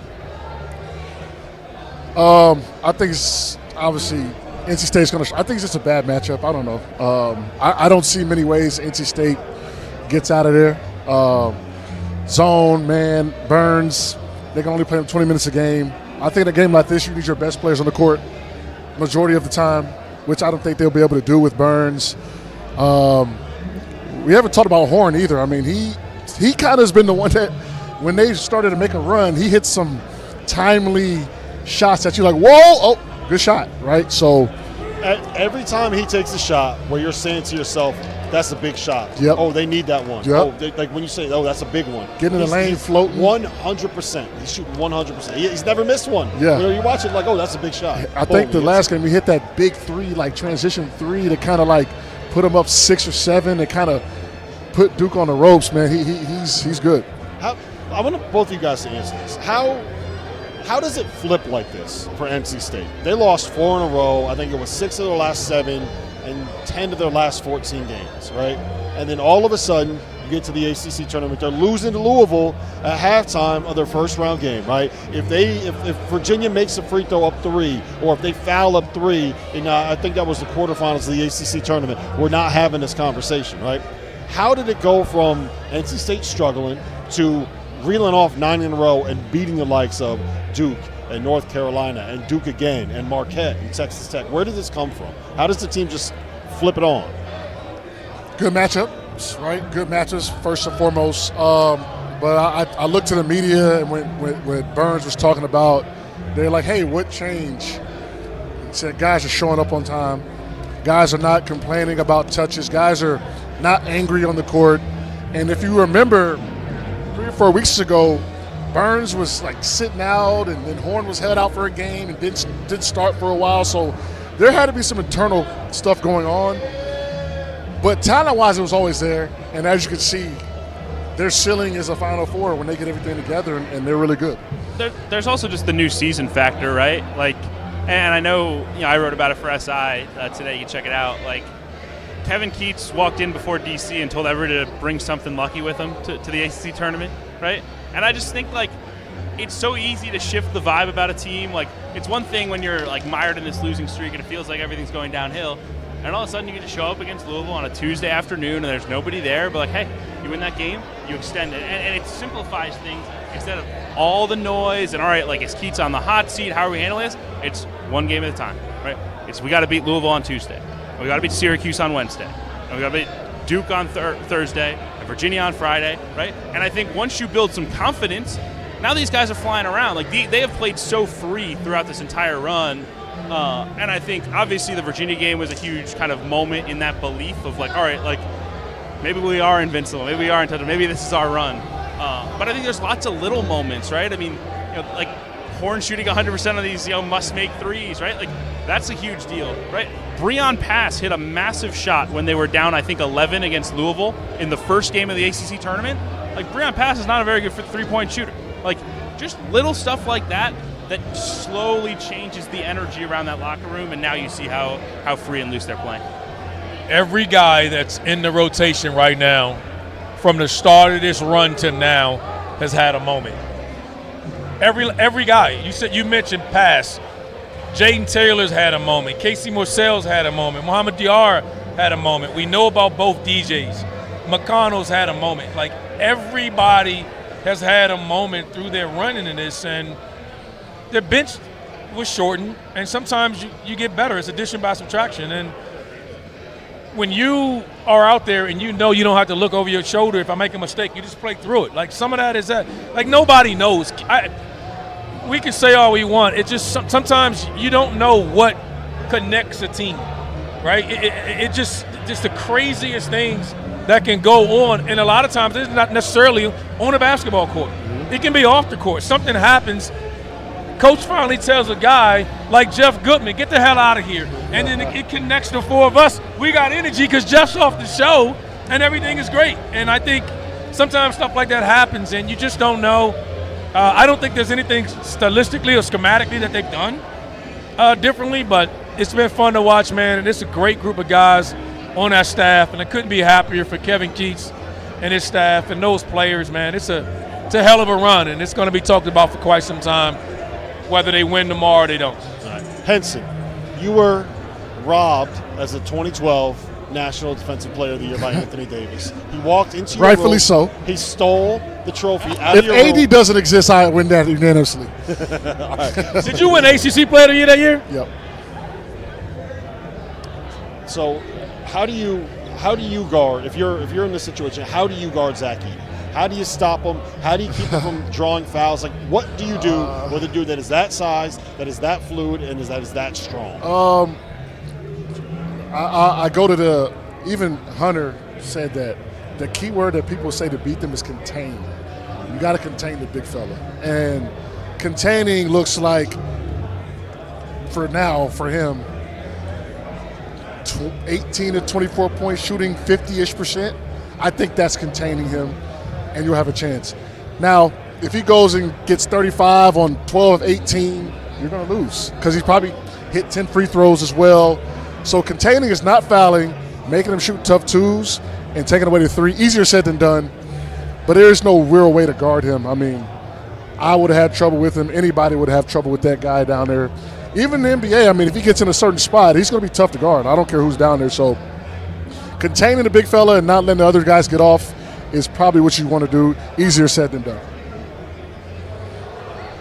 Sweeney? I mean, I think watching so much Big Ten and so much Purdue, like the only teams that have had any success they've done two things. One, they've driven out where he's caught the basketball, right? Like if you let him catch it deep enough, it's over. It doesn't matter. The only thing that can happen that makes it worse is you foul him then, because now he's getting 3 instead of 2, and you're getting your guy off the floor.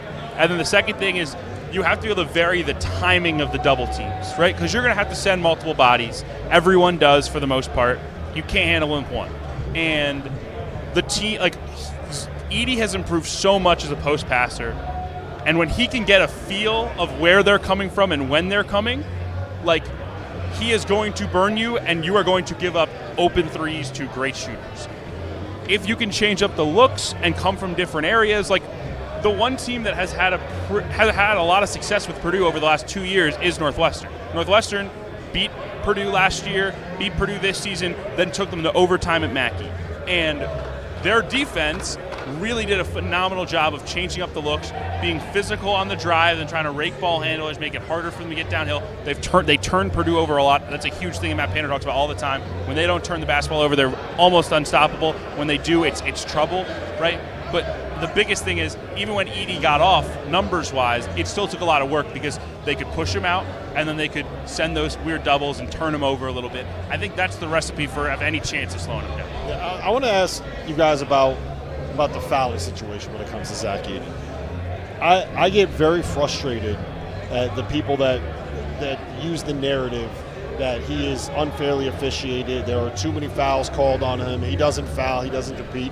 Henson, where do you stand on that? Do you, how would you have to? How do you think he has to be officiated, and how would you deal with that as a defensive player? I'm a big proponent of call the foul. I don't care if he fouled every time. Call the foul, and he gets fouled. Sometimes they don't call it. I get it. You can't call every foul, but he gets fouled a lot more than not, and they don't call it. So I think he fights through that well. Also, he makes you pay on the free throw line. So he's just a tough guard.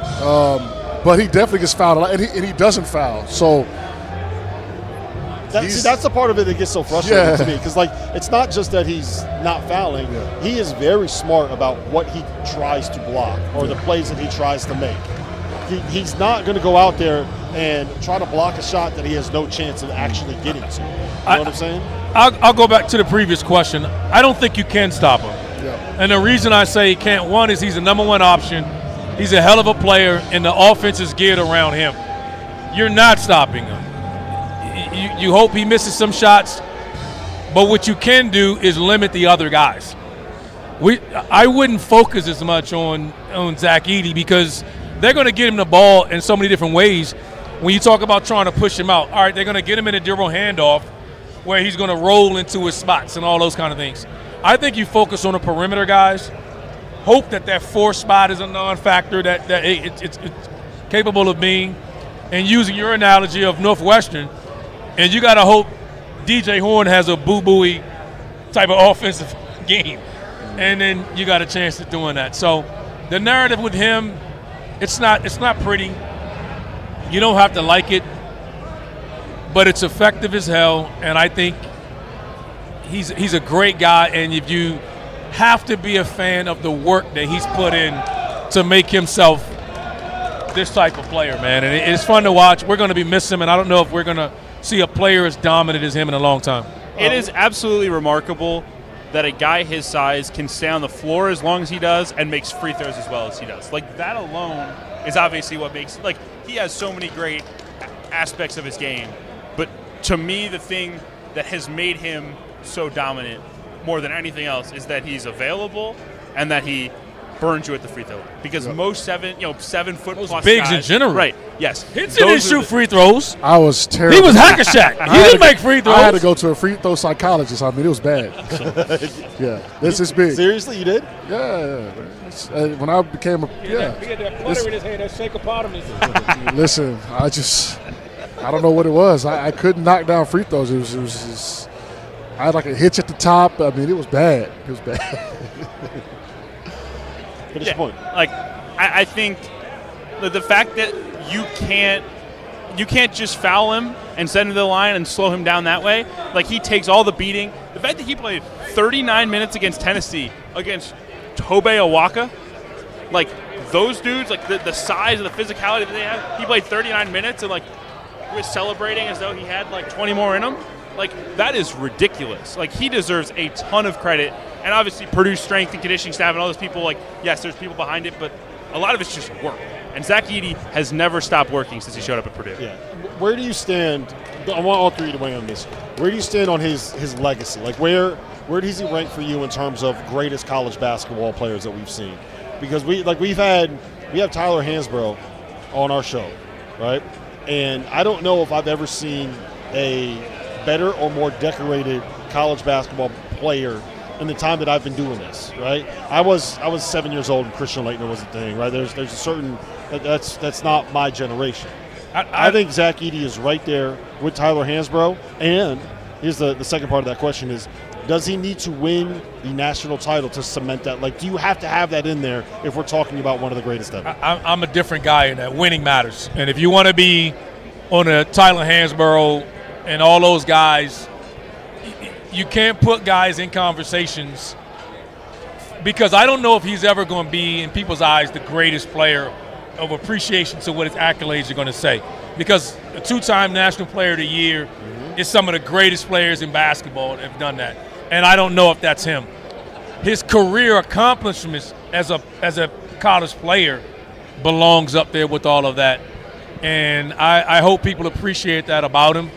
The game will miss him, and in these times, I just think his story is great, and people won't appreciate him in 20 or 30 years because I don't know if he'll be a first-round pick or first pick in the draft and have this elite NBA career, and I just hope people really just take time. It's not pretty, but a credit and appreciation for his work and what he's put in because I'm a fan, and again, I don't think you're going to see it for quite some time. I think if he wins a national championship, he would certainly be the best player since Hansbrough, right, or most accomplished. I think you could make the argument he's already at that point because of what a Final Four alone means to Purdue, what they've gone through over the last 40 years, right? Like, okay, but like since Hansbrough, like who are the other guys you're putting in that conversation with Zach? Right? Because I'm saying best Jalen Brunson, championship. You got to go with the Villanova group. Yeah, I mean, you got guys that have done it. No, it's to me the conversation is Jalen Brunson or Tyler Hansbrough right now, right? Like who's the great? I'm just going like the last 15 to 20 years. So I think it's Jalen Brunson and Tyler Hansbrough right now is the conversation. Zach Edey wins it, then he's already. I think he's there. Yeah, but those guys are, and that's I think he has to win it though, Rob. I mean, and it's not diminishing that. I just think if he wins it, then you got an argument to put him at the top or wherever you want to argue. But if he does not, he's in the conversation, and those guys are, you know their resumes. I mean, Brunson is a back-to-back national championship. I think the Final Four puts him at least in the conversation for the Mount Rushmore of the 21st century in college basketball so far, right? So top 4 player in the last 20, 25 years. And if he wins the championship, I think it's top 2 with him and Hansbrough. Not that Brunson wasn't great.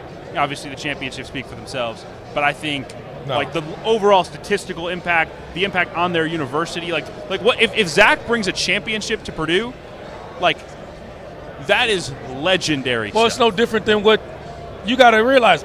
Brunson, what he did to Villanova in that aspect. Right, but in 16 it wasn't Brunson, right? 16 was the first championship. I'm just meaning his resume in general, what he's done. Where do you stand, Henson? You haven't weighed in yet. Oh, I think he's got to win the ring, and then he's a shoo-in as one of the best college players ever. If not, we'll put him up there, but a ring changes the narrative. So I think that's what we're going with. I don't think there's any question. He has to win it to be on that list. To get to that, yeah. To be on that level. It's a requirement. Yeah. To be in Hansborough and Brunson and those guys. You got to win it. That's and fair. then in his career, he's up there. But he's in the conversation now. He elevates with the win, but he has to win. It's like Adam Morrison. If Adam Morrison was a ring, we're talking about him in a different light. You got to win it. All right, we got about 2 minutes left here. I want each of you to weigh in on this. The thing that you are looking forward to the most tomorrow. We finally have basketball to play tomorrow. We're finally going to be able to watch some games. We don't have to sit here and talk about it anymore. So, Henson, the thing that you are looking forward to the most tomorrow in the Final Four games. Can Purdue and UConn live up to these lofty expectations? It's no secret for either team. UConn and Purdue are the heavy favorites. NC State knows. Losing my train of thought. Alabama knows. So are they going to live up to those lofty expectations, and are we going to see a powerhouse matchup come Monday? I think it's the Burns-Edey matchup. Like we've talked about it all week, the different ways it could play out. But I think there's something so special, like the Cinderella-type players who seemingly strengthen as the run goes on. And I think DJ's a great example of this. And he's heard all the talk all week, all the hype, all the excitement. If he comes out and, like, scores 8 quick ones, like, it goes from cult hero to national sensation. And I'm excited about that matchup. Obviously, Edey, a phenomenal player. The matchup really cool. I can't wait for that. For me, it's the adjustment that the coaches make. Does the coaches and players, they've had the time where they say, hey, we're going to do what we do, or where they come in with some wrinkle or something and add it and kind of throw you off a little bit. So I more so want to see what the coaches are doing and what wrinkles have they added in the preparation leading up to this run. Yeah, for me, it's what is Alabama going to do, right? Like, how are you going to be able to find a way to compete with what UConn brings? Are you going to go small? Are we going to play Nick Pringle and try to match up with Klingon? How are you going to free up Mark Sears to get Steph Castle off of him and let him get going a little bit, right? Like, what does Alabama do to counteract what UConn's done through this entire tournament? Because we haven't seen in 10 games in NCAA tournament play anybody really give UConn a real challenge at this point. Listen, tomorrow we are going to be live at the BetMGM Sportsbook at 1 o'clock local time, 4 o'clock Eastern time for an hour pregame show over there. We're going to be hanging out, so if you're around, you want to play some bets, you want to come hang out at the sportsbook, we're going to be over there. It's right by the stadium. We'll be live postgame. Don't know exactly when that time's going to be, probably around 11:30 or midnight, depends on how the games go. We appreciate you being here and hanging out with us. Alabama money we'll be line. back at Huss on Sunday nights.